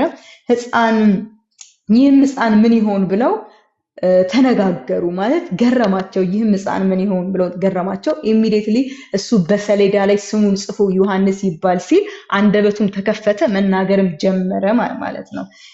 ከዛ ዘካርያስ ትንቢትን ተናገረ። ከ67 እስከ 79 ስናይ ዘካርያስ ትንቢትን መናገር ይጀምራል። ስለ አገልግሎቱ በመንፈስ ተረድቶ ስለ ዮሐንስ አገልግሎት ስለ ልጁ አገልግሎት መናገር ጀመረ ማለት ነው። ሰው ምን ይሆን ይሄ እያለ በልባቸው ዝም ባሉበት ታይም ዘካርያስን በመንፈስ ተሞልቶ ስለ ልጁ አገልግሎት የሚሆነውን እኔ ነግሮኛል መንፈስ ቅዱስ አውቃለሁ ይሄንን ብሎ በመንፈስ ተረድቶ መናገር ይጀምራል ማለት ነው። 76 ላይ እንደዚህ ይላል፣ ዳግምም አንተ ሕፃን ሆይ የልዑል ነቢይ ትባላለህ። አይገርማችሁም? እዚህ ጋር ሁለት ትንቢት ነው የተናገረው። የልዑል ነቢይ ትባላለህ። ልዑል እግዚአብሔር ነው። እዚህ ጋር መንገድ የሚጠርግለት ለማን እንደሆነም እየተናገረ ነው። የልዑል ነቢይ ትባላለህ። ልዑል አይደለም፣ የልዑል ነቢይ ትባላለህ። ሁለት ትንቢት እዚህ ጋር ሲናገር እናያለን። የልዑል ነቢይ ትባላለህ። የጌታን መንገድ ለማዘጋጀት በፊት ትሄዳለህ። በቃ ይሄ ነው አገልግሎቱ። በቃ ይሄ ነው ስራው። የጌታን መንገድ ይጠርጋል። የልዑል ነቢይ ይባላል። ለህዝቡም የመዳን ዕውቀትን ትሰጥ ዘንድ ነው። ለህዝቡም የመዳኛ ዕውቀትን ትሰጣለህ። እንግዲህ ይሄንን ብሎ ለአሕዛብ የመዳን ዕውቀትን እንደሚሰጥ የንስሐ ጥምቀትን ንስሐ ግቡ እያለ ለልዑል ኃይል ለልዑል እንደሚያዘጋጅለት ተረድቶ ይሄንን ሲናገረው እናያለን። 80 ላይ እንግዲህ ሕፃኑም አደገ በመንፈስም ጠነከረ፣ ለእስራኤልም ህዝብ ሁሉ በይፋ እስኪታይ ድረስ በበረሃ ኖረ ይላል። እንግዲህ በበረሃ ኖረ ማለት ዘካርያስና ኤልሳቤጥ ያረጁ ስለነበሩ እነሱ ከሞቱ በኋላ ኑሮውን ሁሉ ያደረገው በበረሃ ነበረ። እናትና አባቱ በሞት እንደተለዩ አንዳንድ የመጽሐፍ ቅዱስ አዋቂዎች ይናገራሉ ማለት ነው። ለዛ ነው በበረሃ ረጅሙን ዓመት የኖረው ልክ እንደ ኤልያስ እና ይህንን እናያለን። ከዚህ መጽሐፍ ላይ የቀረልኝ 3 ነገሮች አሉ። የጌታን ድምፅ በፖዚሽን አንሰማውም ወገኖች። የጌታን ድምፅ የሚሰማው በእምነትና በልጅነት ነው እና የጌታን ድምፅ ለመስማት የሆነ ስልጣን አያስፈልገንም። ልጅነትና እምነት ነው። ዘካርያስ ትልቅ ፖዚሽን ላይ ያለ ሰው ነበር። ካህን ነው። የመቅደሱ ዕጣን የሚያጥን ነው። ወደ ቅድስተ ቅዱሳን የሚገባ ነው። ግን የጌታን ድምፅ እንዴት እንደተጠራጠረ እናያለን እና ዛሬም ሁለተኛ ዛሬም በቃሉ የሚንቀጠቀጠውን ሰው እግዚአብሔር በመንፈሱ ይሞላዋል ወገኖች። ይሄ አልቀረም፣ ዛሬም አለ። ወደ ትሁቱ ሰው ወደ ቃሉ በሚንቀጠቀጠው ሰው የእግዚአብሔር አይኖች አሁንም ወደሱ ናቸው። ሶስተኛ ጌታ የተናገረውን ነገር በራሱ እንደሚያደርገው እንመን። በምን አውቃለሁ አንበል። የተናገረው ጌታ ነው፣ የሚያደርገው በራሱ ነው። ምዕራፍ 2ን ስናይ ከ1 እስከ 7 የኢየሱስን መወለድ እናያለን። ምዕራፍ 2 ከ1 እስከ 7 የኢየሱስን መወለድ እናያለን። ምዕራፍ 1 ላይ እንደዚህ ይላል፣ በዚያን ዘመን የዓለም ሁሉ ሕዝብ እንዲቆጠር አውገስጦስ ቄሳር ትእዛዝን አወጣ ይላል። እንግዲህ ከቄሳሩ ምን ወጣ ማለት ነው? ትእዛዝ ወጣ። እንግዲህ እኔ በጣም ይሄንን ክፍል እያየው በጣም ስገረምበት የነበረው ክፍል ላይ ጫን ብዬ እቆያለሁ። እዚህ ክፍል ላይ እግዚአብሔር ዓላማውን ለማስፈጸም እንደዚህ አይነት ሰዎችን ይጠቀማል ማለት። ይሄ ቄሳር እንግዲህ የሮም ነገስታት በጣም ከእግዚአብሔር አሰራር ውጪ ናቸው ማለት የራሳቸውን ፎቶ የራሳቸውን ቅርጽ አስቀርጸው እንዲመለኩ የሚዳዳቸው ናቸው። የሚዳዳቸውን ብቻ ሳይሆን እንዲመለኩ የሚያደርጉ ናቸው። በቃ ህዝቡን ሁሉ አይኑ ወደ እነሱ የሚያደርጉ ፈሪሃ እግዚአብሔር በውስጣቸው የሌለ ኢቭን የሮም ነገስታት የሚመለመሉበት ዋናው መመልመያቸው አንደኛ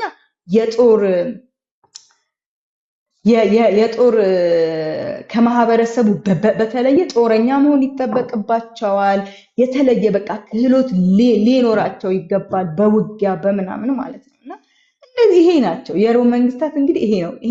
ይሄም ቄሳር በዚያን ዘመን የዓለም ሁሉ ህዝብ እንዲቆጠር ህግ አወጣ ይላልና እግዚአብሔር እንዴት አድርጎ እንደተጠቀመበት ይሄንን ቄሳር እናያለን ማለት ነው። በሚልክያስ ምዕራፍ 5 ከ1 እስከ 5 ላይ ስናይ በቤተልሔም መሲሁ በቤተልሔም እንደሚወለድ የእግዚአብሔር ድምፅ ከዚህ ቀደም ባለው በሚልክያስ ምዕራፍ 5 ቁጥር ከ1 እስከ 5 ሲናገር እናያለን። ስናጠናም ያኔ አይተናልና ንጉሱ የሚያውቀው አዋጅ ማውጣቱን ነው። ንጉሱም የሚያውቀው ማስቆጠሩን ነው።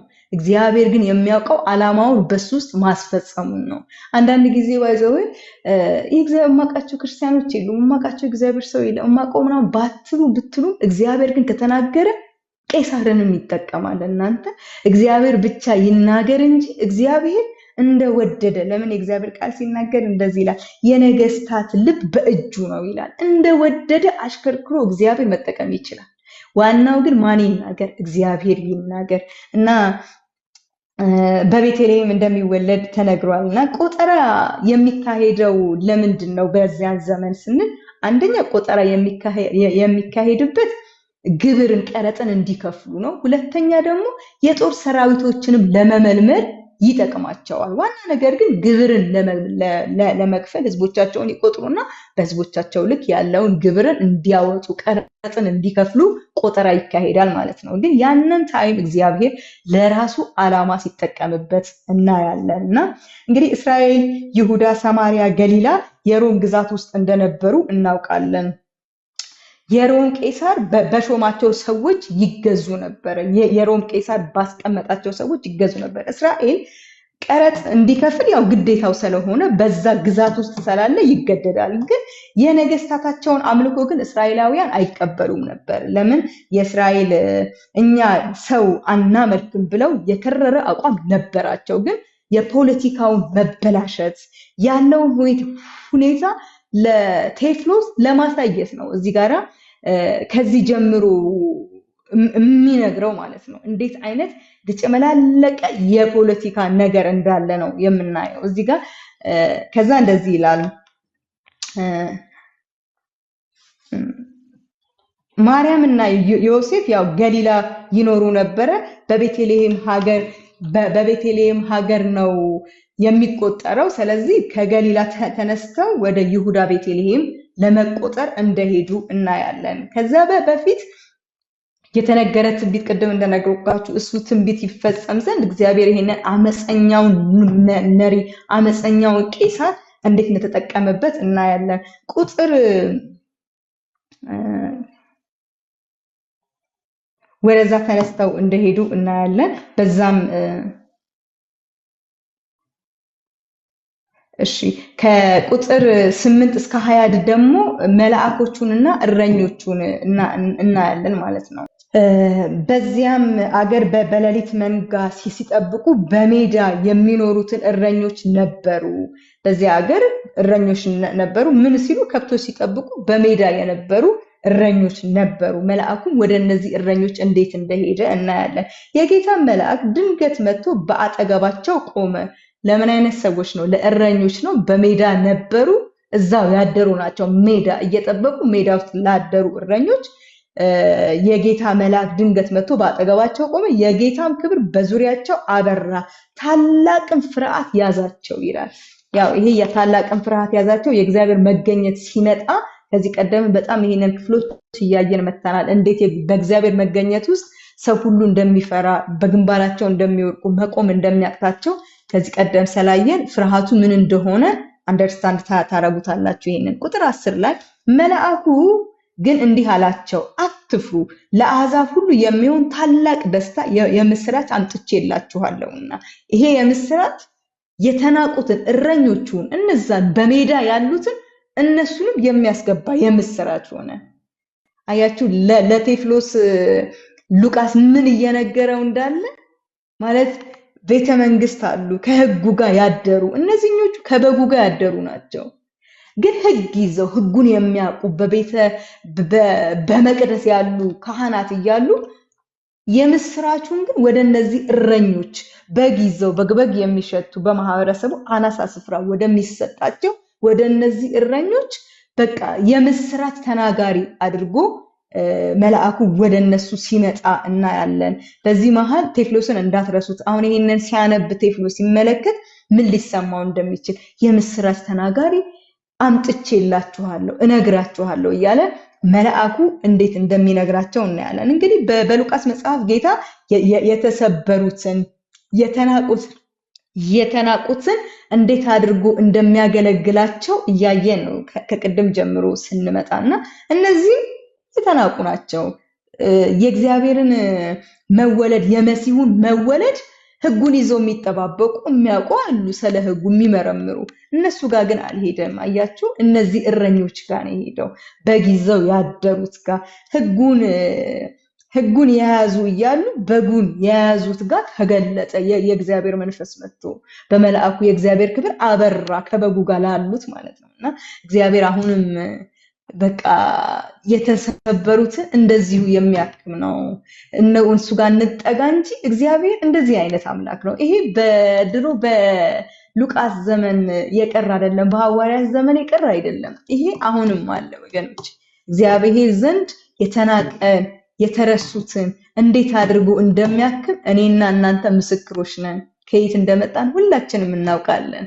ማለት አህዛብ ነን እንደው ሌላው እንኳን ቢቀር እግዚአብሔር ግን እንዴት አድርጎ እንዳነሳን እንዴት አድርጎ የምስራቹን ነጋሪ እንዳደረገን እናውቃለን ማለት ነው። እና የመዳን ጥሪ ተናጋሪ አደረጋቸው። አይገርማችሁም? በቃ የመዳኑን ጥሪ ተደራሽ ናችሁ አላቸው። የመዳኑን ጥሪ ተናጋሪ አደረጋቸው። እንደዚህ አላቸው። የአይሁድ መምህራን እያሉ ለእረኞች እንግዲህ ያስቡት። አይገርማችሁም? ቁጥር 11 ላይ እንደዚህ ይላል፣ ዛሬ በዳዊት ከተማ መድኃኒት ተወልዶላችኋል፣ እርሱም ጌታ ክርስቶስ ነው። ምን ተወልዷል? መድኃኒት። አይገርማችሁም? ጌታ ኢየሱስ ይባረክ። መድኃኒታችን ነው የምንለው መድኃኒት ሆኖልን ነው፣ ድነንበት ነው መድኃኒት የሆነልን። እና ዛሬ በዳዊት ከተማ መድኃኒት ተወልዶላችኋል፣ እርሱም ደግሞ ጌታ ክርስቶስ ነው፣ የተቀባው ነው፣ ክርስቶስ ነው እያለ መልአኩ ለነዚህ በግ ይዘው ላደሩ በሜዳ ላሉ ለነዚህ ሰዎች መጥቶ የምስራቹን ሲያበስራቸው እናያለን ማለት ነው።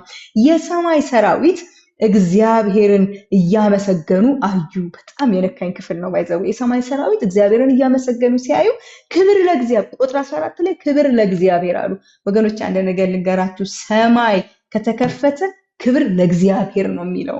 ማለት ሰማይ ከመጣ መንፈስ ቅዱስ ከመጣ ክብሩ የእግዚአብሔር ነው እንጂ ሰማይ ከተከፈተ ክብር ለሌላ አይሰጥ። በኢየሱስ ስም እስኪ በቃ ሰማይ ከተከፈተ ክብሩ ለእግዚአብሔር ነው። በእውነት ሰማይ ከተከፈተ ክብሩ የእግዚአብሔር ብቻ ነው። እግዚአብሔር ነው ክብር የሚያመጣው። ሰማይ ይከፈት እንጂ ሰማይ ከተከፈተ በኋላ ማንም ሰው አይከብርም፣ እግዚአብሔር ብቻውን ይከብራል። እና ክብር ለእግዚአብሔር እያሉ አዩ ይላል። ክብር ለእግዚአብሔር በአርያም ነው ማለት አርያም ማለት ሰማይ የእግዚአብሔር ዙፋን መቀመጫው በሱ ይሁን ክብሩ፣ በአርያም ይሁን ክብሩ እያሉ ክብሩን ለእግዚአብሔር አመጡ ይላልና ቁጥር 16 ላይ ምስጋና የምስራች ነጋሪ አረጋቸውና ሄዱ የምስራች ሊነግሩ እስከ መጨረሻ። በቃ እኔ እቺ ላይ እንደው ውስጣችሁ ይቅር በኢየሱስ ስም። እና እንግዲህ ይሄ መልአክ መጥቶ ስለ ንጉሱ፣ ስለ መድኃኒትነቱ፣ ስለሚያገለግለው አገልግሎት ነገራቸውና ከመልአኩ የሰሙትን ነገር ሂዳችሁ ፕሩፍ አድርጉ አላቸው። በቤተልሔም በግርግም ተኝቶ በጨርቅ ተጠቅልሎ ታገኙታላችሁ ሲላቸው እስከ መጨረሻ ድረስ ተከታትለው ሂደው መሲሁን አገኙት።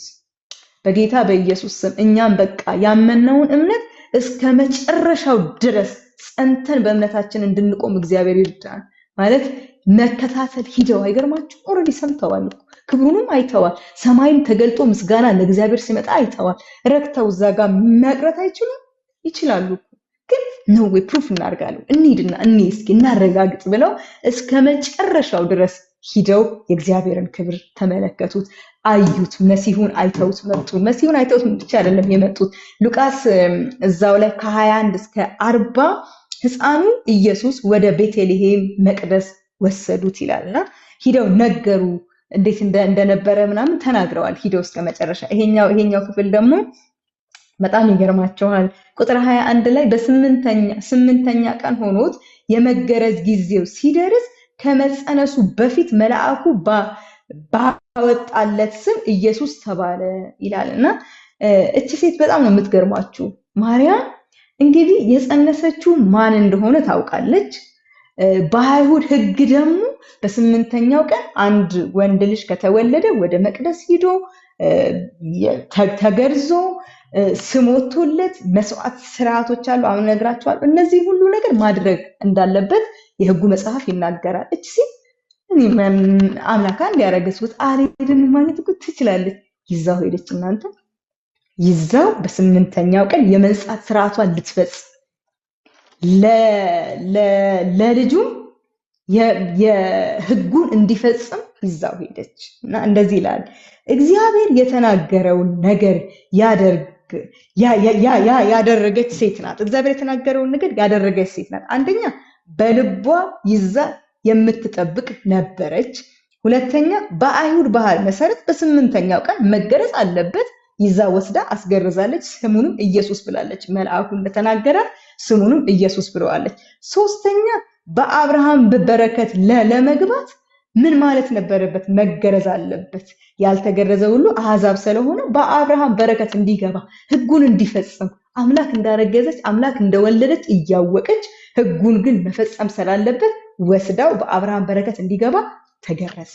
ከዛ ይገርማችኋል የንጽህና ያው ሕግ የንጽህና መለኪያ ስለሆነ የንጽህናው መለኪያ እንዲፈጽም ሁሉንም ሕግ በዛን ጊዜ ሕግ የንጽህና መለኪያ ስለሆነ ሁሉንም ሕግ እንዲፈጽም አደረገች ነው ማለት ነው። ሉቃስ እዛው 22 ላይ እንደዚህ ይላል፣ በሙሴ ሕግ መሰረት መንጻታቸውን ወቅት በፈጸሙ ጊዜ። ይሄ የሚገርማችሁ እዚህ ጋር የመንጻቷን ወቅት በፈጸመች ጊዜ ነበረ መባል ያለበት። ለምን ዘሌዋውያን 12 ከ1 እስከ 8 ያለውን ስናይ 40 ቀን ደም ሲፈሳት ስለነበረ የመንጻት ጊዜዋን መፈጸም ነበረባት። ግን እዚህ ጋር የመንጻታቸውን ወቅት በፈጸሙ ጊዜ ሲል ዮሴፍ እንዴት ገባ? እዚህ ስለ መንጻት ስነ ስርዓት እዚህ ጋር የተጻፈው ሴት ልጅ ደም ሲፈሳት ነው። ዮሴፍ የገባው ያው እንዳየነው የእንግዳ ማረፊያ ውስጥ እንደወለዱና የዛን ጊዜ ድንገት የደም ንክኪ ሊኖራቸው ይችላል። ለዛም ነው ሁለቱም የመንጻታቸው ጊዜ ተብሎ የተጻፈው ብለው የመጽሐፍ ቅዱስ ምሁራኖች ይህንን ነገር ይናገራሉ። እና ሁለቱም ናቸው እዚህ ጋር የመንጻቱን ጊዜ የፈጸሙት። ለምን ኢንኬዝ የደም ንክኪ ሊኖር ይችላል። ያኔ ያው በከብት በረት ነው የወለዱት። የእንግዳ ማረፊያ ሞልቶ ነበረ። በዛ ስለተወለደ ደም ነክቶ ሊሆን ይችላል። ደም የነካ ደግሞ በዛን ጊዜ ያው የመንጻቱን ስነ ስርዓት መፈጸም እንዳለበት ይነገራል እንጂ እዚህ ጋር ሁለቱም የተጻፉበት ምክንያት ለዚህ ነው። እንግዲህ ሁለቱም መንጻታቸውን ፈጸሙ። ወደ እግዚአብሔር ወደ ኢየሩሳሌምም ለምን ይዘውት መጡ ስንል በአይሁድ ሕግ መሰረት ለአምልኮ ያህዌ ለማገልገል ይሰጥ ዘንድ ነው። ግን ለአምልኮ ያህዌ ይሰጥ ዘንድ ነው። ግን ሌዊ ከተመረጠ በኋላ ግን ይሄ ስነ ስርዓት ቀርቷል። ሌዊያኖች ብቻ ናቸው የአምልኮውን ስነ ስርዓት የሚፈጽሙት። የሕግ መጽሐፍ ስላጠናን ይሄ ነገር በጣም እየገባን እንደሚሄድ አውቃለሁ። ግን እንደው ድንገት በመካከላችን የማያውቁ ሰዎች ካሉ ነው የምናገረው። እና ልጁ ግን ምን መሆን አለበት? ግን ካሳ መከፈል አለበት። ልጁ ለመቅደስ ተሰጥቶ ካሳ ተከፍሎ መወሰድ ነበረበት። ስለዚህ ኢየሱስን ወስደው ለመቅደሱ አገልግሎት አይሰጥም። ኦልሬዲ ሌዊያኖች ስላሉ ግን ለመቅደሱ አገልግሎት ይሰጥና በካሳ አይደለ በኩር ልጅ መወሰድ የሚቻለው። የበኩርነቱን ካሳ ከፍለው ኢየሱስን ለመውሰድ ግን ሕጉን ሁሉ ፈጽመዋል ማለት ነው። 24 ላይ እንደዚህ ይላል፣ ዳግም የመንግስቱን ስርዓት ፈጽመው መሰዋዕትን አቀረቡ ይላል። አይገርማችሁ? መስዋዕትንም አቀረቡ። መስዋዕት ያቀረቡት ደግሞ 2 ዋኖስ እንደሆነ እናያለን። 2 ዋኖሱን ስናይ ዘኍልቍ ምዕራፍ 18 ከ15 እስከ 16 ያለውን ክፍል ስናይ ዋኖስ መስዋዕት የሚያቀርቡት በአሁኑ ቋንቋ አጠራር በእኛ ደሃ ወይ ደግሞ ደሃ ስንል ያው በኢኮኖሚ ያሉበትን የኢኮኖሚ ሌቭል የሚያሳይ ነው። ዋኖስ የሚያቀርበው ብር የሌላቸው በማህበረሰቡ ደሃ የሆኑ ሰዎች ናቸውና ማርያም እና ዮሴፍ በእንደዚህ ያሉበትም የኢኮኖሚ ደረጃ ዝቅተኛ እንደሆነ እናያለን። ግን ሕጉን ሁሉ ፈጸሙ። አይገርማችሁም? ኢየሱስም ሕጉን ሁሉ ከልጅነቱ ጀምሮ ፈጽሟል። ለዛ ነው ከሕግ እርግማን ሁሉ ዋጀን ስንል የምንናገረው። ከሕግ እርግማን የዋጀን ሕጉን ሁሉ ፈጽሞ ነው። ከልጅነቱ ከሕፃንነቱ ጀምሮ ያለውን ሕግና ቁጥር 25 ላይ እንደዚህ ይላል፣ በዚያን ጊዜ ጻድቅና ትጉ የሆነ ስምዖን የሚባል መንፈስ ቅዱስ በላዩ ላይ ያደረሰው ነበረ። መሲሁንም ሳላይ የኢየሩሳሌምን መጽናናት ሳላይ አልሞትም እንደማይሞት የተረዳ ሰው ነበረ። ማለት በዛን ጊዜ ስምዖን የሚባል ሰው ነበረ። መሲሁን የእስራኤልን መጽናናት ሳላይ መሲሁን ሳላይ አልሞትም ብሎ በመንፈስ ቅዱስ ተረድቶ ሲጠባበቅ የነበረ አንድ ሰው ነበረ። የሚቆይበትም እድሜ የሚቆየው መሲሁን እስኪያይ ድረስ ብቻ እንደነበር ቆርጦ የሚያውቅ በምን ቆርጦ በመንፈስ ቅዱስ ተረድቶ እና በጣም የገረመኝ ቁጥር 27 ላይ በመንፈስም ተረድቶ ወደ መቅደሱ ወጣ ይላል። ማርያምና ዮሴፍ ይሄንን መሲሁን ወደ መቅደሱ ይዘውት ሲሄዱ ይህ ዘካርያስ የሚባል ሰው ስምዖን የሚባል ሰው አወቀ። በመንፈስ ተረድቶ ቀጥታ ወደ መቅደሱ ሄደ። የኖረለትን የቆየለትን ሚስ ያደርገው በቃ አየዋለው እያለ የጸለየለት የነበረው ጸሎቱ መልሱ በመቅደስ እንዳለ መንፈስ ቅዱስ አስረዳው። ከዛም ቀጥታ ተነስቶ ወደ መቅደስ ሄደ። ከዛም ቃል በገባው መሰረት ምንድነው ቃል የገባው ምንድነው? መሲሁን ሳታይ አትሞትም የሚል በመንፈስ ቅዱስ የተረዳው ቃል ስለነበረ እንደዚህ ያለ አይኖቼ ቁጥር 30 ከቁጥር 30 እስከ 31 አይኖቼ በሰው ሁሉ ፊት ያዘጋጀኸውን ማዳን አይታለችና አለ። ስምዖን ኢየሱስን ሲያየው በቃ ማዳን አለው። ለስምዖን ኢየሱስ በቃ ለሰው ሁሉ ያዘጋጀኸውን ማዳን አይገርማችሁም? ለእስራኤል አላለም፣ ለሰው ሁሉ ያዘጋጀኸውን ማዳን አይኖቼ አይታለችና በቃኝ፣ አሁን አሰናብተኝ፣ የመኖሬን ፍጻሜ አይቻለሁ፣ አምኛለሁ። ይህ መሲህ ሲያድግ አይበላሽም፣ ይህ መሲህ ሲያድግ አይስትም፣ ይህ መሲህ እስራኤላውያን 40 ቀን በምድረ በዳ ተፈትነው እንደቀሩ የሚቀር መሲህ አይደለም። አይኖ የእግዚአብሔር ልጅ እንደሆነ አይኖ በቃ በብሄድ በእውቀት በመልክ ሊያገለግል የመጣ ነብይ እንዳልሆነ አውቃለሁ። አሁን አሰናብተኝ አይቻለሁ አለ።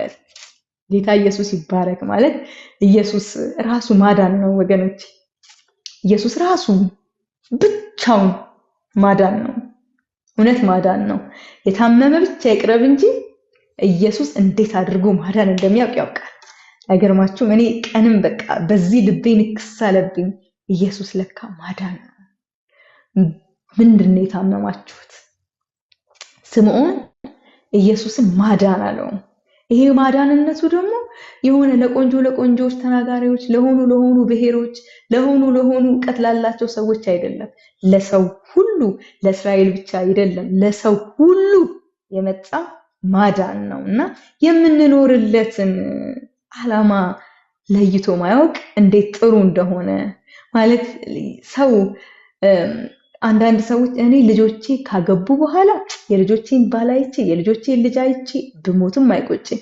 ለካ ይሄ አያስኖርም። እናንተ ከዚህ በጣም የበለጠ በቃ አሰናብተኝ የሚያስብል በቃኝ የሚያስብል ልንኖርለት የሚገባውን ነገር በመንፈስ ቅዱስ ተረድተነው እንወቀው በኢየሱስ።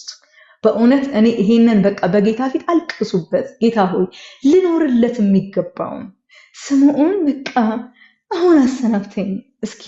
አይኑ የሚሰራውን ስራ አወቀ። እናንተ ሁሉ ሰው እንደሚድን አወቀ። ያመነ ሁሉ እንደሚድንበት አወቀ። ልክ እንደዚህ ቆርጠን በቃ ጌታ ሆይ የምኖርለት ዓላማ ብለን ያኔ ግን ወደፊትህ የምንለው ዓላማ ይኖረን ቆርጠን በቃ የምንጋደልለት ደግሞ ያ ደግሞ መርካት ደግሞ በኢየሱስ ነው ወገኖች። ነገሮች ያልፍባቸዋል፣ ኢየሱስ ግን አያልፍበትም። ስለዚህ የማያልፍበትን እሱ ላይ ስቲክ አድርገን በቃ ከዚህ ሰው በጣም ይሄንን ነገር ተምሬያለሁና ይሄ ነገር ይቅርላችሁ በኢየሱስ ስም። እና እነ ማርቲን ሉተር ስጋና ደም በወሰዱ ጊዜ የስምዖንን ንግግር ይጠቀሙት ነበር። በቃኝ አሰናብተኝ የሚል ንግግር ይጠቀሙ ነበርና ተነካሁኝ። ይሄንን ንግግር ቅድም የሆነ ሞጁል እያነበብኩ እያለ ይሄንን ሳይ እንዴት የተባረኩ ናቸው። እኛም በቃ እንደዚህ ቁርጥ የሚያስብል ነገር ጌታ ሆይ የሚያስብል በልባችን ላይ ይህ ይሳልልን። ይህንንም ለአሕዛብ ሁሉ መገለጥ የሚሆን ብርሃን ለአሕዛብም ለእስራኤልም ክብር ነው ማለት ቁጥር 32 ላይ እንደዚህ ያለ ይህ ለአሕዛብ መገለጥ ለአሕዛብ ለኛ መገለጥ የሚሰጥ ብርሃን ነው።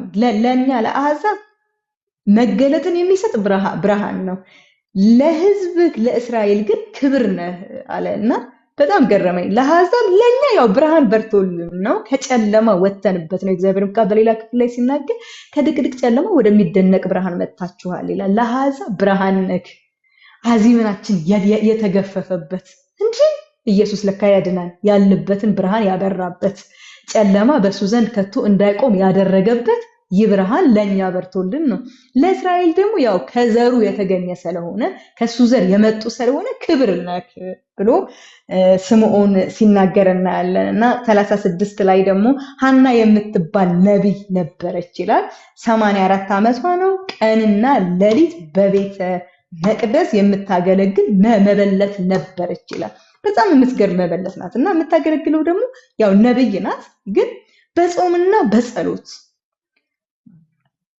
ቀንና ሌሊት እንዴት አይነት አገልግሎት ነው! 84 ዓመቷ ነው ወገኖቼ፣ 34 አይደለም 84 ዓመት ቤት ቁጭ ብላ አራኔ ደክሞኛል እኔ አርጅቼ የለ እንዴ ብላ ነጠላውን አጣጥላ ቁጭ ብላ እግዚአብሔርም አይፈርድብኝም ሰውም አይኮንንብኝም ብላ ምክንያት ይዛ ልትቀመጥ የምትገርም ሴት ናት። እቺ ሴት ግን አንደኛ በጣም የሚገርማችሁ መበለት ናት።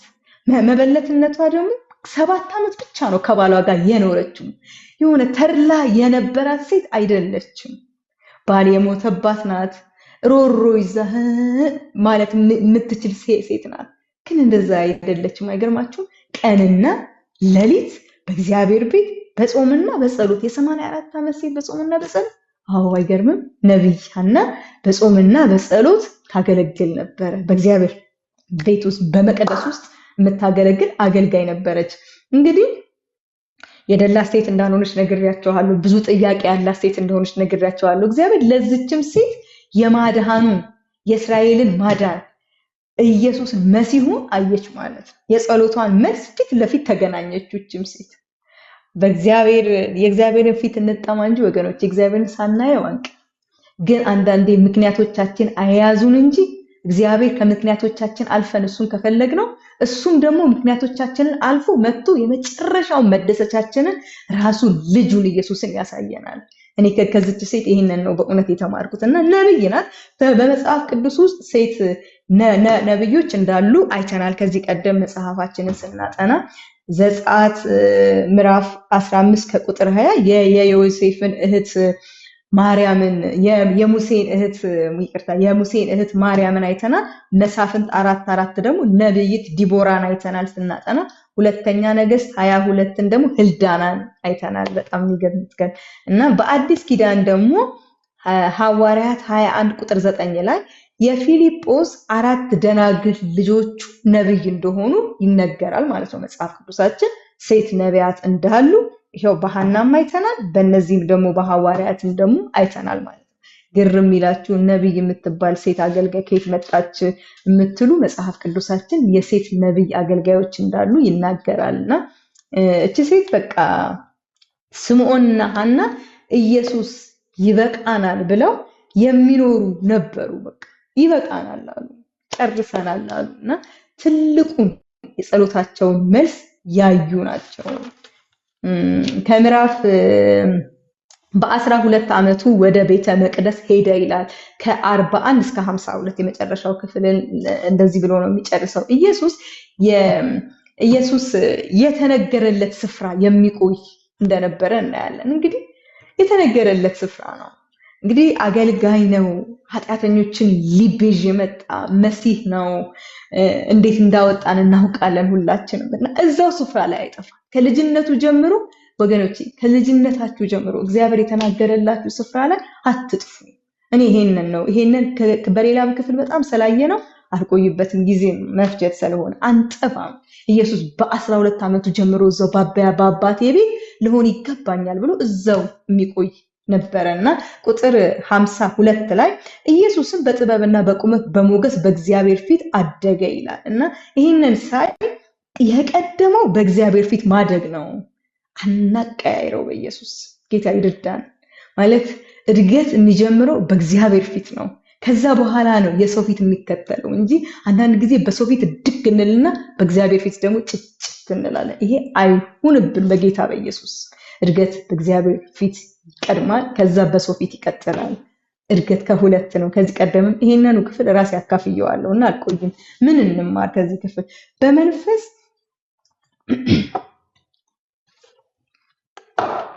በመንፈስ የተረዳነውን ነገር በትጋት እንጠብቅ። እንግዲህ ቀደም እንዳየነው ስምዖን በመንፈስ ተረድቷል፣ ግን ትጉ ነበረ። ቤተ መቅደስ አይቀርም፣ ይጸልይ ነበር፣ ይተጋ ነበር እና በመንፈስ የተነገረንን ነገር በትዕጋት እንጠብቀው። ልክ እንደ ስምዖን ወደ ጌታ የሚያቀርበንን ምክንያት እንጨምር፣ የሚያርቀንን ሳይሆን ወገኖቼ። ልክ እንደ ሐና ወደ ጌታ የሚያቀርበንን ምክንያቱን እንጨምር፣ የሚያርቀንን ሳይሆን። ኢየሱስ ራሱ ማዳን ነው። የታመማችሁ ኑና እሱ ጋር ድረሱ እንጂ ኢየሱስ እንዴት አድርጎ ማዳን እንደሚችል ያውቃል ማለት ነው። ጌታ ኢየሱስ ይባረክ። አይዟችሁ ልጨርስ። ቁጥር ምዕራፍ 3 ላይ ገብቻለሁኝ። ምዕራፍ 3 ላይ እንደዚህ ይላል። ከአንድ ላይ ገና ሲጀምር የፖለቲካና የሃይማኖትን መሪዎች ጠቅሶ ነው የሚጀምረው። ለምን ይሄንን ጠቅሶ ይጀምራል ካላችሁ ለቴዎፍሎስ የአይሁዳውያንን የፖለቲካቸውንና እስራኤላውያን የፖለቲካቸውና የሃይማኖት መጨማለቃቸውን እንዴት እያደረገ እያስረዳው ነው። ማለት በፖለቲካም በጣም ነፃነት አልነበራቸውም እስራኤል። አንደኛ ደግሞ በሃይማኖትም ራሱ ብዙ ነፃነት አልነበራቸው። እሱን ለማሳየት ነው። ከላይ ሲጀምር ጢባሪዎስ ቄሳር በነገሰ በ15ኛው ዓመት ይኸውም ጴንጤናዊው ጲላጦስ የይሁዳ ገዢ ብሎ ይጀምራል። ይሄ አነጋገር የሚገርም ነው። ከዛ ቅድም ረዴት እንዳነበበችልን የዓለማትን ነገስታት በይሁዳ ላይ የነገሰውን፣ በገሊላ ላይ የነገሰውን፣ በይሁዳ ላይ የነገሰውን ንጉሶች ይናገራል ማለት ነው። እንግዲህ ጢባሪዎስ ቄሳር ሁለተኛ ቄሳር ነው። አንደኛ ቄሳር ቀደም ያነበብነው ቄሳር ነው። እሱም ደግሞ ቆጠራን ያወጀው ሉቃስ 2:1 ላይ ያየነው ቆጠራን ያወጀው ቄሳር አለ። ይሄኛው ደግሞ ጢባሪዎስ ቄሳር ደግሞ ሁለተኛው ቄሳር ነው። ስለዚህ በምዕራፍ 1 እና በምዕራፍ 2 እና በምዕራፍ 3 መካከል የሆነ የዘመን ጋፕ እንዳለ እናያለን ማለት ነው። እና ጢባሪዎስ ቄሳር መሰረት በጢባሪዎስ ቄሳር መሰረት ይሁዳን እንዲያገለግል የተሾመ ጴንጤናዊ ጲላጦስ አለ። ማለት የተሾመው በቄሳሩ ነው። ማንን እንዲያገለግል ነው? ይሁዳን እንዲያገለግል ነው። ይሁዳ ደግሞ የኪዳን ሕዝብ እንደሆነ አትርሱ። ይሁዳን እንዲያገለግል የተሾመ ነው። በማን የተሾመው? በቄሳሩ ነው የተሾመው፣ በሮም ቄሳር ማለት ነው። እንግዲህ ሄሮድስ የትልቁ የሄሮድስ ልጅ እንደሆነ እናውቃለን። ሉቃስ እነዚህን ነገሮች የሚጽፈው ቅድም እንደነገርኳችሁ በዚያን ጊዜ እስራኤል የነበረችበትን የፖለቲካ ሁኔታ ለማሳየት ነው። በቃ የፖለቲካ ነፃነት እስራኤል አልነበራትም። ለምን? በግዛት ስር ስለነበረች የጭንቅ ወቅቷ ነው። በቃ ማነው ከዚህ ከሮም ግዛት ነፃ የሚያወጣ ነው የምትልበት። ለዛ ነው 12ቱም ደቀ መዛሙርት መቼ ነው ኢየሱስ የሚያወራው ስለሌላ ነው፣ እነሱ የሚያወሩት ደግሞ ከሮም ነገስታት መቼ ነው የምታወጣን እያሉ በየቦታው ሲጠይቁት የነበረው። እንደዚህ አይነት የተጨማለቀና ጭንቅ ውስጥ ነበረች እስራኤል በግዛት ውስጥ ስለነበረች። ሁለተኛው ላይ ደግሞ እንደዚህ ይላል። በጣም የሚገርም ነገር ነው መነግራችሁ። ሐናና ቀያፋ ሊቀ ካህን ሳሉ ሐናና ቀያፋ ሊቀ ካህን ሳሉ የእግዚአብሔር ቃል ወደ ዘካርያስ ልጅ ወደ ዮሐንስ በምድረ በዳ መጣ ይላል። እንግዲህ ሁለት ካህን ምን ያደርጋል ማለት ሁለት ካህን ሲመራ ማይተናናቅም። የብሉይ ኪዳን መጽሐፍ በደንብ አድርገን አጥንተናልና ሐናና ቀያፋ ሊቀ ካህን ሳሉ ይላል። መቅደሱ ራሱ እንዴት እንደተጨማለቀ ለማሳየት ነው ሁለት ካህን አድርጎ እዚህ ጋር የሚናገረው። ሐናና ቀያፋ ሊቀ ካህን ሳሉ ወደ ዘካርያስ ልጅ ወደ ዮሐንስ በምድረ በዳ ወደ ዮሐንስ እሺ፣ ሊቀ ካህን ማለት የመቅደሱ አገልጋይ ማለት ነው። እንግዲህ ሁለት ሰው እንዴት ይመራል? ቅድም እንደነገርኳችሁ ሁለት ሰው አይመራም። መቅደሱ እውነተኛ በሆነ ካህን አይደለም እየተመራ የነበረው። ሐናና ቀያፋ በሮም መንግስታት በነበረችበት ቅጥር ቅርበት ባላቸው ቅርበት ነው ሹመትን ያገኙት እንጂ የብሉይ ኪዳን ስርዓት በጠበቀ የሙሴ ሕግ ባተቀመጠላቸው በሕጉ መሰረት የተሾሙ አልነበሩም። ማን የሾማቸው ማለት ነው? የሮም መንግስታት ጋር ያላቸው ቅርርብ ነው ወደ ሹመት ያመጣቸው። መቅደሱ ራሱ በቃ ሮም በአንድም በተዘዋዋሪ እጇ ገብቷል ማለት ነው። መቅደሱ ውስጥ እጇ ገብቷል፣ እጇ አለ። የመቅደሱ አገልግሎቱ የተጨመላለቀ ነበረና ከፍተኛ ስፍራ የነበራቸው የአይሁድ ሃይማኖት መሪዎች ናቸው። እነዚህ ሁለቱም ሐናና ቀያፋ ዘመዳ ማማቾች ናቸው። ባይዘው ሐና ካገለገለ አገልግሎ ወርዷል። በዛን ታይም እየገዛ የነበረው ቀያፋ ነው። እንግዲህ ቀያፋ ለሐና የልጁ ባል ነው። ግን የልጁ ባል ሆኖ ቀያፋም እየመራ ሐናም ግን አብሮ መቅደስ ውስጥ ባንድም በሌላም አለ አብሮት ይመራል፣ ያማክረዋል፣ የሆነ ነገር ያደርጋል። አልወረደም። ለምን? የተጨመላለቀ የክህነት አገልግሎት ስለነበረ። ይሄ ደግሞ የክህነት አገልግሎቱ መጨማለቁን የሚያሳየው ምንድነው? ሮም እጇን ስለከተተችበት በህጉ ሳይሆን እጇ ባንድም በሌላም ስለገባ ማለት ነውና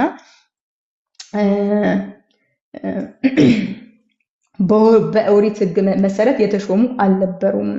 እንግዲህ በህጉ መሰረት አንድ ሰው እስኪሞት ድረስ አንድ ካህን እስኪሞት ድረስ እንደሚያገለግል ከሞተም በኋላ ደግሞ ልጁ እንደሚገዛ አይተናል የብሉይ ኪዳን መጽሐፍ ስናነብ። ይሄ ግን እንደዚህ አይደለም። በቃ በፖለቲካ ሹም በወቅቱ በነበሩ የሮማውያን ገዢ ምሳሌ ጴንጤናዊ ጲላጦስ እና የሶሪያው ገዢ አይሁዳውያንን በቀላሉ ለመቆጣጠር ሲሉ የሊቀ ክህነት ሹመቱን በራሳቸው ፍላጎት ቀይረውታል። ማንን ለመቆጣጠር ሲሉ? አይሁዳውያንን ለመቆጣጠር ሲሉ ማለት ነው። እንግዲህ ይሄንን ስታዩ በፖለቲካውም ረፍት የላቸውም፣ በመቅደሱም ትክክለኛ የመቅደስ አገልጋዮች አይደሉም ሊድ እያደረጓቸው የነበረው። ቀያፋ ስልጣን ላይ ለረጅም ጊዜ ቆይቷል። ለረጅም ጊዜ የቆየው ግን በምንድነው?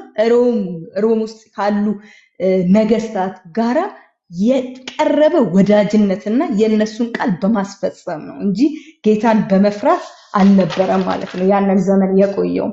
በእነዚህ አይነት ጊዜ እግዚአብሔር ድምፁን ላከ። አይገርማችሁም?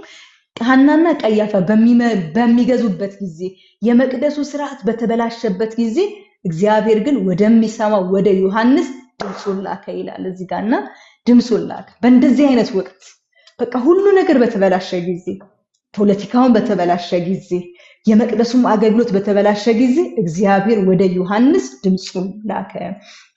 ወገኖቼ እግዚአብሔር ዛሬም ቅሬታዎች አሉት ማለት ነገሮች ይበለሻሻሉ።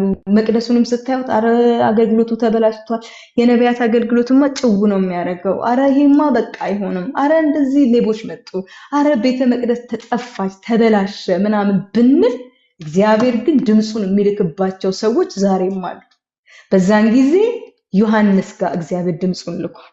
ዛሬም ደግሞ የእግዚአብሔርን ድምፅ የሚሰሙ ቅድም እንደ ማርያም ትሁት የሆኑ ለቃሉ የሚንቀጠቀጡትን እግዚአብሔር ዛሬም ይጠቀምባቸዋል። እንደውም በእንደዚህ አይነት ዘመን ቆራጥ የሆኑ አገልጋዮችን እግዚአብሔር እንዴት እንደሚያስነሳ ዮሐንስን ስናይ አይተናል። እና እግዚአብሔር ዛሬም ይሰራል። ነገሮች ቢበላሹ፣ ፖለቲካው ቢበላሽ፣ የመቅደሱ ስርዓት ቢበላሽ እግዚአብሔር ግን ለሚሰሙት ዛሬም ድምፁን ይልካል አሉ። በቃ የተነገረላቸው አሉ። እዛው ልክ እንደ ኢየሱስ ከመቅደሱ አካባቢ ለማይጠፉ አሉ። ዴስቲናቸውን ከእግዚአብሔር ጋር ሰፍተው የተቀመጡ አሉ።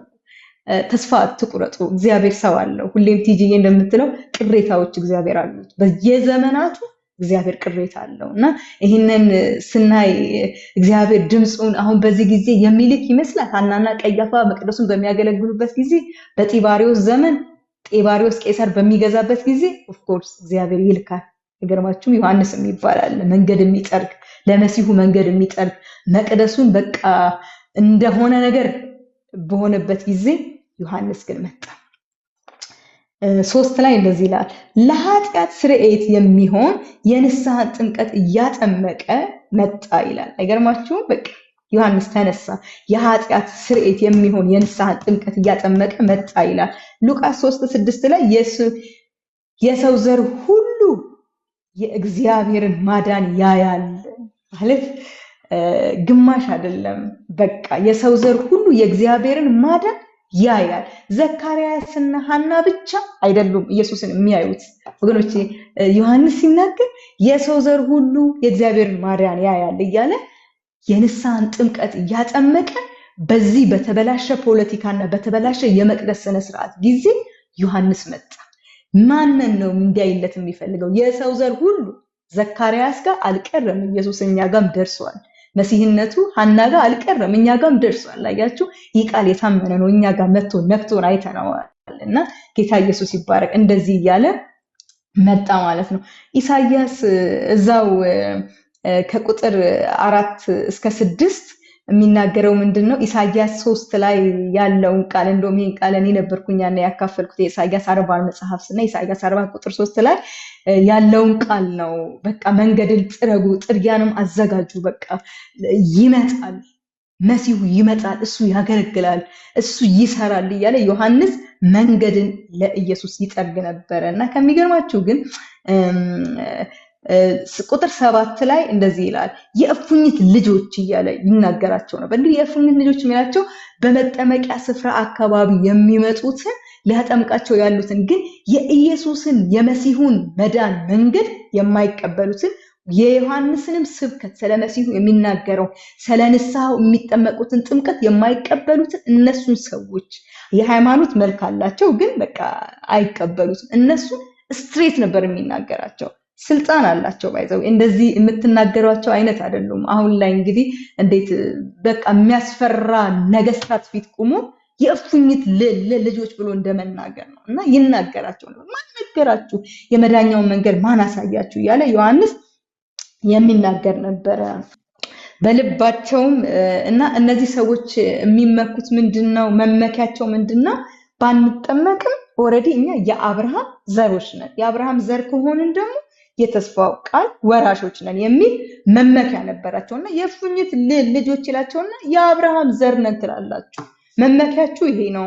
ግን ይሄ እንዳይመስላችሁ አለ እግዚአብሔር ከፈለገ ከነዚህ ድንጋዮች ሰለ ድንጋይ ባለፈው ለታጅ ታሳብነው ነበር። ድንጋይ ማለት ያው ድንጋይ አይደለም አህዛብን ነው። ከአህዛብ መካከል ያስነሳል የሚያመልኩትን አህዛብን ድንጋይ ብለው ስለሚጠሩ ስለነበርና ያስነሳል ድንጋዮች ከነዚህ ድንጋዮች መካከል ያስነሳል። እንደዚህ ፕራውድ አታርጉ እያለ የሚመኩበትን መመኪያ ይመታባቸው ነበር። የንስሐን ፍሬ እንዲያፈሩ ይነግራቸው ነበርና የንስሐን ፍሬ እንዲያፈሩ ይነግራቸው። ንስሐ ማለት እንግዲህ ሁሌም እንደምናውቀው በተለያዩ መድረኮች ላይ እኛም ደግሞ እንደተማርነው ንስሐ ማለት የአካሄዳችንን መለወጥ ነው በቃ እንጂ ወየው ብሎ ሁሌ ማልቀስ ብቻ አይደለም። ንስሐ ፍሬ ያለው አንድ ሰው ጌታ ሆይ ስለሰረኩኝ ይቅርታ አድርግልኝ ካለ ፍሬው አለመስረቅ ነው። አንድ ሰው ጌታ ሆይ ዝሙት በቃ አንገላታኝ፣ በቃ ዘሙታለሁ ማረኝ፣ ጸጋ ስጠኝ ካለ ፍሬው አለመዘሙት ነው እና የንስሐ ፍሬ አፍሩ እያለም ይነግራቸዋል። ወገኖቼ ንስሐ ማለት አካሄድን መቀየር ነው እንጂ ሁሉ ጊዜ ማልቀስ ብቻ አይደለም። ቁጥር 10 ላይ እንደዚህ ይላል ህዝቡም እንደዚህ በጣም ስትሬት የእፉኝት ልጆች ምናምን እያለ ስትሬት ከሰባካቸው በኋላ ህዝቡ ምን እናድርግ ብለው ጠየቁት ይላል። ምን እናድርግ በቃ ንገረንና የምትለንን ነገር እንሰማለን፣ እስኪ ምን እናድርግ? እሺ ፍሬ ለማፍራት ምንድነው ማድረግ ያለብን ሲላቸው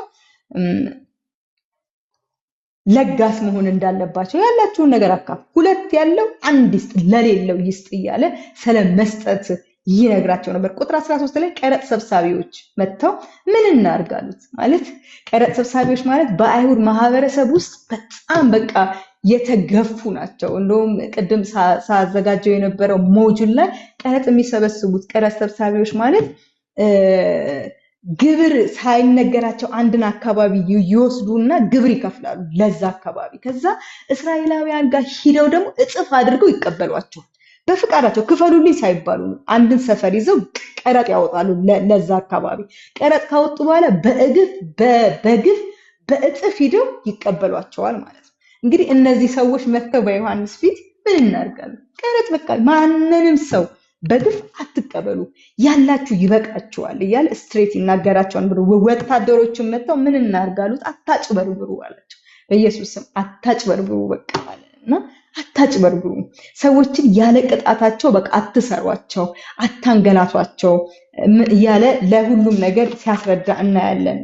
ይህ ዛሬም አለ ወገኖቼ እና በመካከላችንም ካላችሁ እንግዲህ ይኸው የእግዚአብሔር ቃል በቃ በግፍ ከማንም ነገር አትቀበሉ፣ ህግን አታጓሉ፣ አታንዛፉ እያለ የእግዚአብሔር ቃል ዛሬም ይናገራል ማለት ነው።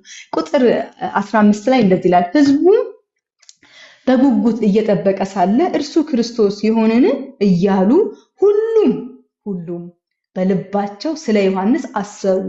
ሁሉም ነው የሚለው ባይዘው እና የሆነን ክርስቶስ የሆነን ለምን በስልጣን ነው የሚናገረው።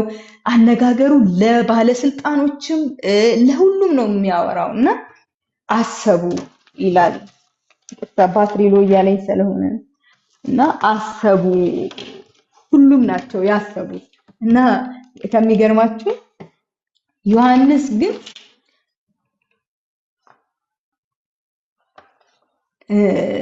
ወገኖች እዚህ ጋር ሳይ መልእክታችንን ከሚያስቀይሩ ሰዎች በኢየሱስ ስም እንጠበቅ። ለምን አንዳንድ ጊዜ ሰዎች እኛ እንደዚህ ነን ሳንል ራሳቸው ግን በልባቸው አይ እሷማ እንትን ነብይ ናት፣ ነብይ ሳንሆን ምንም በቃ ወይ ደግሞ የሆነ ነገር እንደዚህ አንዳንዴ በጨዋታ መሃል በምንም መሃል አሁን ቅድም ሀዩዬ መብራት ይመጣል በኢየሱስ ስም አለች። ይሄ የእምነት ንግግሯ ነው።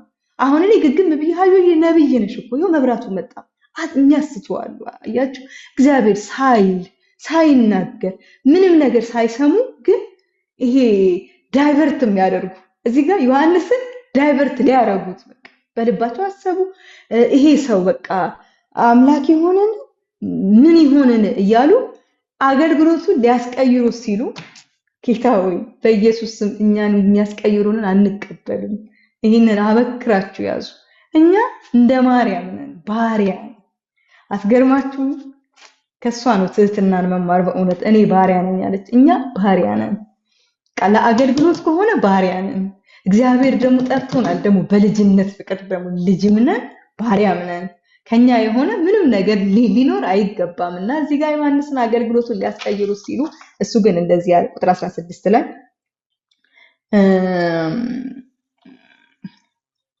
ቁጥር 16 ላይ እንደዛ ለሁሉ መለሰላቸው ይላል። እኔ አንዳንድ ጊዜ ይኸውላችሁ መጽሐፍ ቅዱስ በጣም ለሚያውቁ ሰዎች ከፍ ምናምን ሲያደርጓችሁ ካያችሁ አረ እግዚአብሔር ነው ከፍ የሚለው እንዴ ተው እንጂ ምናምን ይላሉ። እኔ በእውነት የማውቀውን ነው የምናገረው። ይሄን ያማሁኝም አይደለም በእግዚአብሔር ፊት። ልክ ደግሞ ኖርማል ገና አዲስ ተማሪዎች ደግሞ ፋውንዴሽን የሚማሩ ምናምን ተማሪዎችን ደግሞ እግራቸው ላይ ሂደው ሲወርቁ ሲያመሰግኗቸው ምንም አይሏቸውም። ዮሐንስ ግን ለሁሉም ከነዛኞቹ ምስጋናን ይቀበሏቸዋል። እነዚህኞቹ ግን ስለሚያውቁ አረ ምናምን ነገር ይላሉ። ለምን ያውቃሉ? እግዚአብሔር ቃል የሆነ ቀን እንዴ ምናምን ስለሚሏቸው ማለት ነው። ዮሐንስ ግን ለሁሉም ጌታ ኢየሱስ ይባረክ፣ ለግማሹ አይደለም ለሁሉም እሱ ድምጽ እንደሆነ እግዚአብሔር የጻፈለት ድምጽ እንደሆነ መናገር እንደሆነ መንገድ ሊጠርግ እንደሆነ ከሱ በኋላ የሚመጣው እሱ የጫማውን እንኳን ጠፍር ልፈታ የማይገባኝ አለ። ባሪያ ለሆነው እንኳን አይገባኝም ማለት ለባርነት እንኳን ለሱ አልበቃም እያለ ለሁሉ ስትሬት መለሰላቸው። እሱ ከኢየሱስ እንደሚያልፍ እሱ የሚጠብቀው ሌላ መሲህ እንዳለ እሱ ራሱ ነፃ ሊወጣበት የሚጠብቀው መሲህ እንዳለ ለሱ እንኳን የጫማውን ጠፍር ለመፍታት እንኳን የማልገባ ነኝ እኔ ባሪያ እንኳን ለሆነው የማልገባ ነኝ ብሎ ራሱን በትክክለኛው ስፍራ ባይዘው ዝቅ አድርጎ አይደለም። እሺ ወገኖቼ ራሱን በትክክለኛው ስፍራ አስቀመጠ። አሁን የሆነ ጫማውን ልፈታ ምናምን ሲል ራሱን ዝቅ አድርጎ አይደለም። ጫማውን መፍታት እኮ በጣም ትልቅ ፕሪቪሌጅ እኮ ነው ይሄ። ራሱን በሚገባው ስፍራ ላይ አስቀመጠ ማለት ነውና ዮሐንስ እዚህ ጋር እንደዚህ ያለ እና ቀጥሎ 16 ላይ እንደዚህ ይላል፣ እርሱ በመንፈስ ቅዱስና በእሳት ያጠምቃችኋል። ይኸውላችሁ እዚህ ጋር ስንዴው ወደ ጎተራ እና ገለባውን ግን በማይጠፋ እሳት ያጠፋል ያቃጥለዋል አለ። እንግዲህ ዮሐንስ እዚህ ጋር ያሰበው ገበሬው ያው ኢየሱስ ነው እንደምናውቀው በሌላ ክፍል ላይ ሰላየ ምሳር በዛፍ ስር ተቀምጧል እያለ ይናገራል። ይሄ ምህረትንም ፍርድንም ይዞ እንደመጣ ነው ዮሐንስ እዚህ ጋር የዮሐንስ መረዳት ምህረትም ፍርድንም ይዞ እንደመጣ ነውና በመንፈስ ቅዱስ ጥምቀት ማለት ወደ እግዚአብሔር መንግስት መጨመር ነው። በመንፈስ ቅዱስ ያጠምቃችኋል ወደ እግዚአብሔር መንግስት ትጨመራላችሁ ነው። የእሳት መቃጠል ማለት ግን ፍርድ ነው። ይፈርድባችኋል፣ በሱ ያላመናችሁ ሁሉ ይፈርድባችኋል እያለ ይናገራል ማለት ነው። የክርስቶስ የመጀመሪያው መምጣት ፍርዳዊ አልነበረም። ዮሐንስ እዚህ ጋር አላወቀም። የኢየሱስ የመጀመሪያው መምጣት ፍርዳዊ አመጣጥ አልነበረም። ህይወት ሰጪ አመጣጥ ነበረ። ህይወትን ለመስጠት ነበረ ኢየሱስ ወደዚህ የመጣው ማለት ነው። ዮሐንስ የመጥምቁ ዮሐንስ ሁለተኛውንና ሁለቱንም አንድ ላይ አድርጎ ነበር ያሰበው። የኢየሱስ የመጀመሪያውንም መምጣት የኋለኛውንም መምጣት አንድ አይነት አድርጎ ነበር በዛው ወቅት አድርጎ ጊዜውን አላወቀም ነበር። ኦፍ ኮርስ ባይ ዘ ዌይ ኢየሱስ እኮ ይመጣል እኮ ሁለተኛ ሲመጣ ግን የሚመጣው ሊፈርድ ነው። አሁን ግን ኢየሱስ ያን ባሁን በእኛ ሲመጣ ግን ህይወትን ሊሰጠን ነው። መጥምቁ ዮሐንስ ደግሞ የመሰለው ምንድነው? ያኔውኑ ፍርድንም ምህረትንም ይዞ የመጣ ነበር የመሰለው። ለዛ ነው ከእስር ቤት በሌላ ክፍል ላይ ስናይ ከእስር ቤት ያወጣኛል ብሎ ሁለቱን ደቀ መዛሙርቶችን ወደ ኢየሱስ ላከና አንተ ነህ ወይንስ ሌላ እንጠብቅ ማለት ኮንፊውዝድ ሆኗል። ለምን አያወጣኝ መጥቶ የሮም መንግስት ደረማምሶ ምናምን አያወጣኝ ፍርዱ የት አለ የሚል ጥያቄ ነገር ነበረው ማለት ነው። ለዛ ነው ኢየሱስ እዚህ ጋር ሲናገር በእሳትም ያጠምቃቸዋል የሚለው። ያኔ ግን ኢየሱስ የመጣው ለፍርድ አልነበረም፣ ለህይወት ለመስጠት ነበረ። ከቁጥር 21 እስከ 37 እንደዚህ ይላል። ህዝቡም ሁሉ ከተጠመቁ በኋላ ኢየሱስ ተጠመቀ፣ እየጸለየም ሳለ ሰማይ ተከፈተ ይላል። በመጀመሪያም ኢየሱስ የተገኘው የት ነው? በኃጢአተኞች መጠመቂያ ስፍራ በኃጢአተኞች ሰፈር ተገኘና ያደረገው ምንድነው? እየጸለየም ሳለ ሰማይ ተከፈተ ነው የሚለው። ኢየሱስ በኃጢአተኞች ሰፈር ሄደ፣ ሰማይ ደግሞ ተከፈተ እና በኃጢአተኞች ሰፈር ሆኖ እንዴት ጸለየ? አይገርማችሁም? ለካ ይጸለያል። በቃ ጸለየ። ሲጸልይ ሰማዩም ተከፈተ። ከሰማይ ድምጽ መጣ። ጌታ ኢየሱስ ይባረክ። ከሰማይ ድምጽ መጣ። ይሄ የምወደው ልጅ ይሄ ነው እሱን ስሙት የሚል ድምጽ መጣ። እንግዲህ ከዘመናት በፊት ለ400 ምናምን ዓመት ተዘግቶ የነበረ ሰማይ በሚልኪያስ ዘመን ውጪ የእግዚአብሔር ድምጽ አልተሰማም። እንግዲህ ያኔ ግን በልጁ በክርስቶስ ኢየሱስ የእግዚአብሔር ድምጽ ተሰማ ማለት ነው። እንግዲህ ይሄ ኢየሱስ ሲጠመቅ የአገልግሎቱ ጅማሬ ነው ወገኖቼ። ስራ ሰርቶ አገልግሎ በአገልግሎቱ አስደስቶት ምናምን አይደለም። ልጁ ስለሆነ ከሰማይ ድምጽ መጣ። በልጅነቱ ነው ኢየሱስ እዛ ጋር የተደሰተው። በልጅነቱ ነው ይህ የምወደው ልጄ ይህ ነው ያለው እንጂ ይህ አጋንንትን ሲያስወጣ የነበረው ልጄ፣ ይህ ደዌያንን ሲፈውስ የነበረው ልጄ አይደለም። በልጅነቱ አብ ተደስቷል። አያችሁ? ለዛ ነው መጀመሪያ ልጅነት ነው የሚቀርመው እንጂ እግዚአብሔር ከስራ የማይቀበለን ለዛ ነው። በልጅነቱ ሰማይ ተደሰተ። የአገልግሎቱ ጅማሬ ላይ ነው ኢየሱስ ድምጹን ያመጣለት እና እግዚአብሔር ድምጹን ያመጣለት ወደ ኢየሱስ። ወገኖቼ ዛሬም እንዴት ነው ኢየሱስን የምንጠብቀው? ማለት እንግዲህ ዮሐንስም እንዴት ሲጠብቀው እንደነበር አይተናል። ሰዱቃውያን ኢየሱስን ሁሉም አንድ የህግ መጽሐፍ ነው የሚያነቡት፣ መጽሐፍ አላቸው አንድ አይነት መጽሐፍ፣ ግን የመሲሁን አጠባበቅ ግን የሁሉም የተለያየ አይነት አጠባበቅ ነው የሚጠብቁት። ሰዱቃውያን የራሳቸው የሆነ አጠባበቅ አላቸው፣ አይሁዳውያን ያላቸው፣ ፈሪሳውያን ያላቸው፣ ቄባሪያውያን የሚባሉት ደግሞ ማህበረሰብ በሙት ባህር የሚገኙ ናቸው። እነዚህ ማህበረሰብ ከሚገርማችሁ ቅድም የመቅደሱ ስርዓት ሲበላሽ በሐናና በቀያፋ መቅደሱ ሲገለገል በእነዚህ አይነት መጨመላለቅማ አንቀመጥም፣ ስለዚህ እኛ መሲሁን ለብቻችን እንጠብቀዋለን ብለው ወደ ሙት ባህር የሄዱ ማህበረሰብ ናቸው። እነዚህ ማህበረሰብ የእስራኤላውያን ማህበረሰብ ናቸው። ግን እነዚህም የሚጠብቁት አጠባበቅ አላቸው፣ ወደ ሙት ባህር የሄዱት ማለት ነው። ኢየሱስ በኃጢአተኞች ሰፈር የተገኘው እኛን ለማዳን ነው።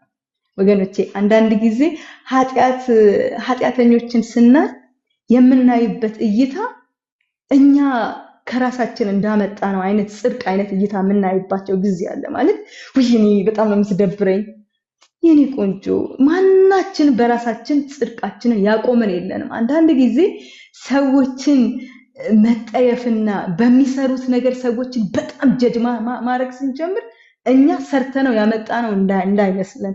አይደለም፣ ሰርተን አይደለም ያመጣነው። ጽድቃችን ኢየሱስ ነው። እሱ ነው ያጸደቀ። ከኃጢአታቸው ጋር ሂደን እንጨመላለቅ አይደለም። በየመጠጥ ቤቱም ሂደን እንፈልጋቸው እያልኩኝ አይደለም። ግን የሚራራ ልብ ይኑረን፣ የሚያዝን ልብ ይኑረን። ማለት ኃጢአተኞችን ስናይ ከስድብ አንጀምራቸው። እኛም ጸድቀን ነው ወገኖቼ፣ እኛም በክርስቶስ ኢየሱስ ጸድቀን እንጂ በራሳችን ያመጣነው አንዳች ጽድቅ የለንም። አንዳንድ ጊዜ እነሱ ላይ መጠየፍን ስናሳይ፣ እነሱ ላይ ደግሞ ማግለልን ስናሳይ፣ እነሱ እንዳልጠራቸው ስናስብ እኛ ከነሱ ስፔሻል የሆነን እንዳይመስለን እንጠንቀቅ። ኢየሱስ እንግዲህ በኃጢአተኞች ሰፈር እየሄደ ይጸልያል፣ በመጠመቂያቸውም ይጠመቃል። እኔ የሚገርመኝ ቢያንስ በጀመሪያ ይጠመቅም በጀመሪያ አልተጠመቀም። እናንተ ተሰልፎ ተጠመቀ። ከዚህ ምዕራፍ ምን እንማር? ዛሬም ጌታ ቅሬታ አለው ወገኖቼ። ማለት መቅደሱ በተበላሸ ጊዜ፣ ፖለቲካው በተበላሸ ጊዜ ቅድም እንዳልኳችሁ ወደ ዮሐንስ ድምፅ አምጥቷል። ዛሬም ጌታ ቅሬታ አለው እና ንስሐ ማለት በሁለተኛ ደግሞ ንስሐ ማለት አካሄድን መለወጥ ነው ወገኖቼ። በሶስተኛ ደግሞ ዛሬ ኢየሱስ እንዴት ነው የምንጠብቀው? እንዴት ነው ኢየሱስን እየጠበቅን ያለ ነው? እንደ ፈሪሳውያኖቹ አንድ አይነት መጽሐፍ እያነበብን በተለያየ መንገድ ኢየሱስን እንዳንጠብቀው። ሁላችንም እንጠብቃለን፣ እንሄዳለን፣ በላይ እያለን እንጠብቃለን። ግን እንደ መጽሐፉ እንደተነገረልን ቃል ኢየሱስን ሚስ እናድርገው። እንደሱም እንደጻፈልን ደግሞ እንኑርና በሱ እንታመንና በአራተኛ አበክሬ ልናገርበት የምፈልገው ቅድስናችን በእኛ የተገኘ አይደለምና ኃጢአተኞችን ስናይ አናንቋሻቸው፣ አናግልላቸው፣ ብንችል እንጸልይላቸው። ቅድስናችን በእኛ ያገኘነው አይደለምና የሚልና ጨርሻለሁ። ምዕራፍ 4 ላይ ደርሻለሁ። እንግዲህ ያው እንደምታዩት መግቢያም አለው፣ ትረዱኛላችሁ። ሉቃስ 4 እንደዚህ ይላል። ያው ይሄ ክፍል በሌላም ክፍል ላይ አጥንተነዋል። የኢየሱስ መፈተን ነው። እንደው በሌላ ክፍል እንኳን ባናጠነው በብዙ መድረኮቻችን የኢየሱስ መፈተን፣ ኢየሱስ የተፈተነበት የሶስቱ ፈተና እያልን በተለያየ በኩል ሰምተነዋል ማለት ነው። ሉቃስ 4 ከ1 እስከ 13 ስለ ኢየሱስ መፈተን ነው የሚያወራው። ኢየሱስ በዲያብሎስ እንዴት እንደተፈተነ እንደዚህ ላይ ቁጥር 1 ላይ ኢየሱስም በመንፈስ ተሞልቶ ከዮርዳኖስ እንደተመለሰ በመንፈስ ወደ በረሃ ወሰደው። በዚያም 40 ቀን በዲያብሎስ ተፈተነ። በዛም ቀናት ምንም ሳይበላ ቆየ፣ ተራበም ይላል። እንግዲህ እዚህ ክፍል ላይ እንደው እንድናየው የምፈልገው ኢየሱስ በመንፈስ ወጣ፣ በመንፈስ ገባ። ቁጥር 4 ላይ ሙሉን ስለማልለው በመንፈስ ይገባል፣ በመንፈስ ይወጣል። ሊድ የሚደረገው በመንፈስ ነው። አይገርማችሁም? ኢቭን ራሱ ወደ ፈተናው ሲሄድ በቃ ኢየሱስ ከመንፈስ ቅዱስ ቁጥጥር ውጪ አንዳች ነገር አይንቀሳቀስም። ለዛ ነው አጋንንት በመንፈስ ሊፈትነው ዲያብሎስ ወደሱ በመጣ ጊዜ ያሸነፈው።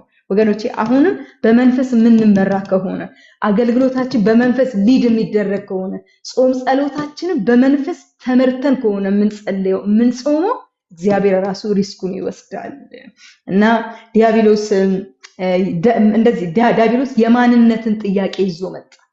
ልጅ ከሆንክ አሁንም ባይዘው የማንነትን ጥያቄ በጣም በቃ እኔ ይሄንን ነገር ያስተማረኝ ባለቤቴ ነው። የማንነትን ጥያቄ ሰው ካልመለሰ ማገልገልም አይችልም።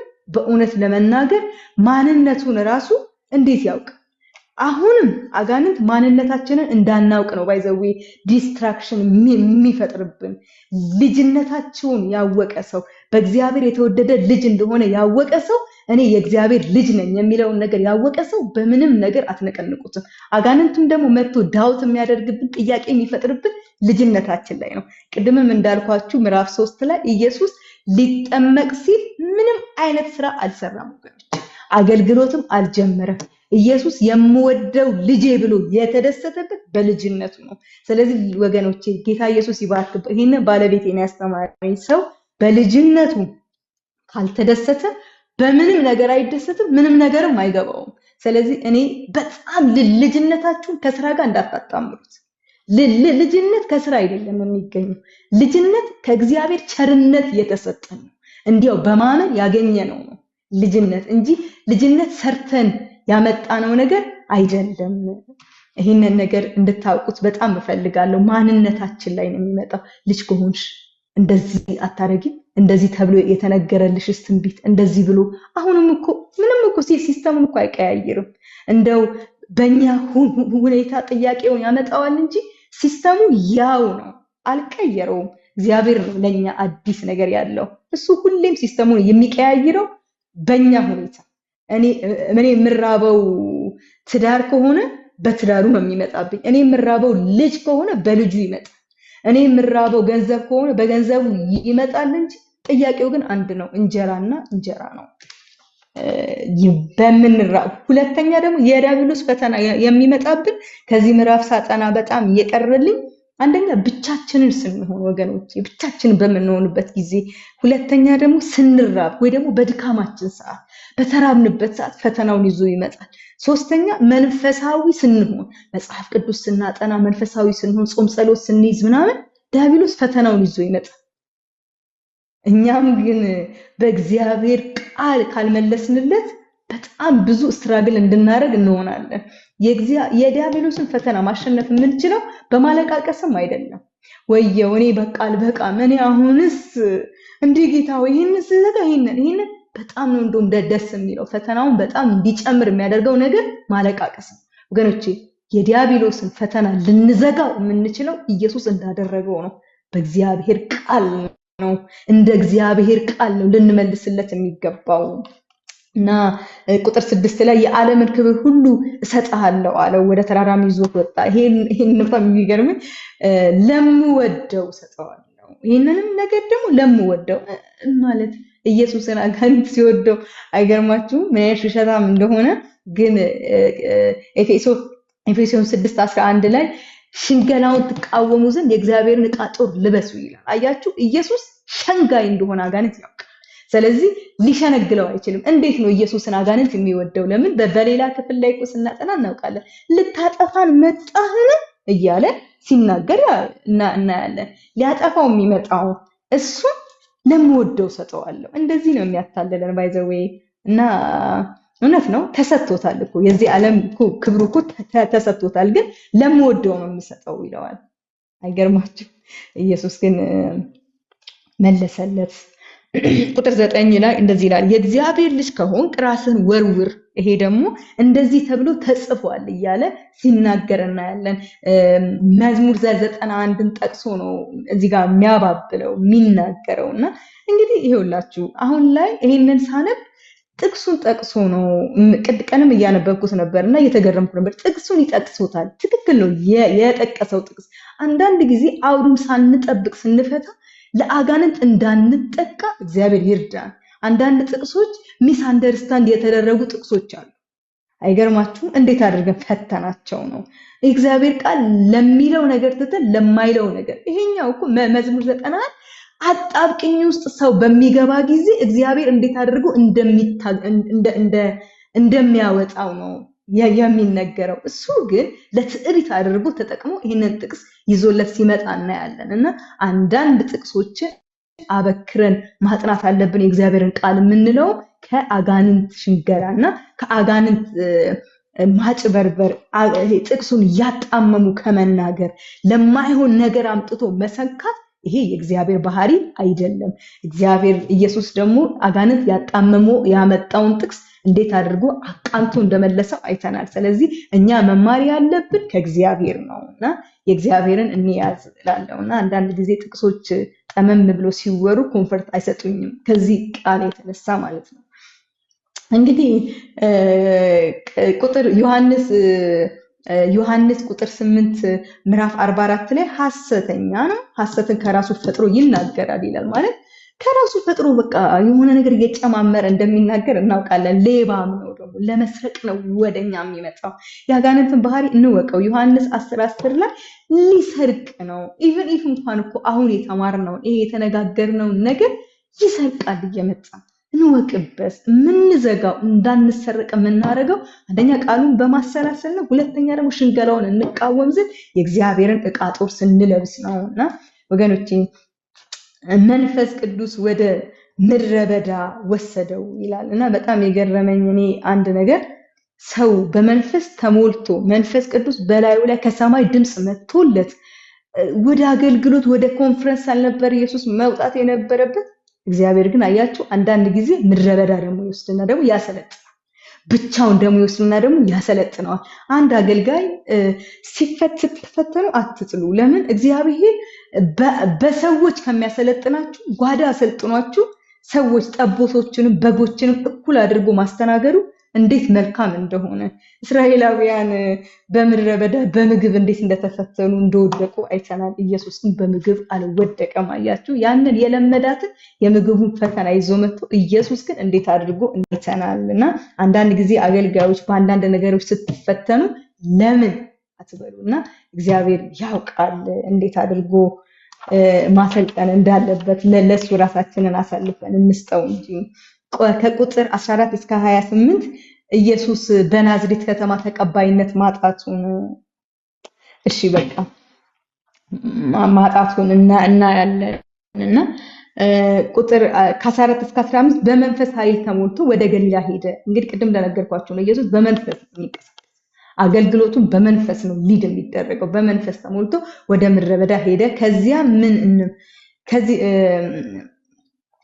ከዛ ምኩራቦቻቸው ላይ ቁጥር 15 ላይ በየምኩራቦቻቸው ገብቶ ያገለግላቸው ነበር።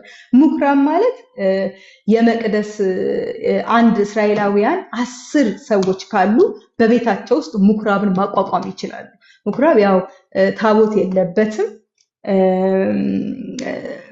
ግን አንድ ሰዎች በቤት ውስጥ ከ10 በላይ ከ10 የሆኑ ሰዎች የሚያቋቁሙት የማምለኪያ ስፍራ ናት እና በሱ እየገባ ኢየሱስ ያስተምራቸው ነበር፣ ያገለግላቸው ነበር። ግን ገብቶም ሲያገለግላቸው እንዴት እንደሚገፉት እንዴት ላለመቀበል እንዴት እንደሚያሳዩት ሲናገር ነቢይ በገዛ አገሩ እንደማይከበር የተናገረበት ክፍል ነው ይሄ እና ቁጥር 18 ላይ የኔ መንግስት በእኔ ላይ ነው። እኔ ኢሳይያስ 61 ላይ ያለውን ቃል አንስቶ ያገለግላል ማለት ነው።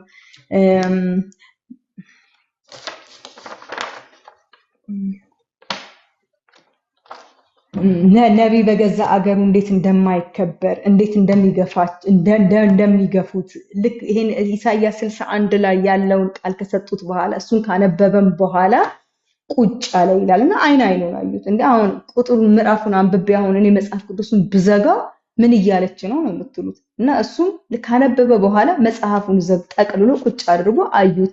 ይሄ በጆሮአችሁ አሁን የሰማችሁት ቃል ተፈጸመ ሲላቸው እንዴት እንደተቆጡበት እንዴት እንትን እንዳሉት ነቢይ በገዛ ሀገሩ እንደማይከበር ግን ከአሕዛብ መካከል ይሄንን መዳን ይዞት እንደሚሄድ ስለ ኤልሳ እያነሳ ኤልሳ እንግዲህ በአገሩ ላይ ብዙ ሰው ነበረ፣ ግን ለአንዷ ለአሕዛብ ለዛች ሶራዊት ሴት እንዴት እንደሄደ ሲናገር ነበረ። በኤልያስም ዘመን ወደ መበለቲቱ ሴት እንዴት እንደሄደና እሷን ብቻ እንዴት እንዳገለገለና እንትን በቃ ይሄ የናንተ ብቻ አይደለም ለናንተ ብቻ አይደለም እኔ የመጣሁት ለአሕዛብ መጥቻለሁ እያለ ሲናገራቸው ነበር። ይህ ንግግር በጣም ስለገባቸው በገደል አፋፍ ላይ ወስደው ሊጥሉት ሲሉ በመካከላቸው እንዴት አልፎ እንደሄደ የሚያሳይ ክፍል ነው ማለት ነው። እሺ በቃ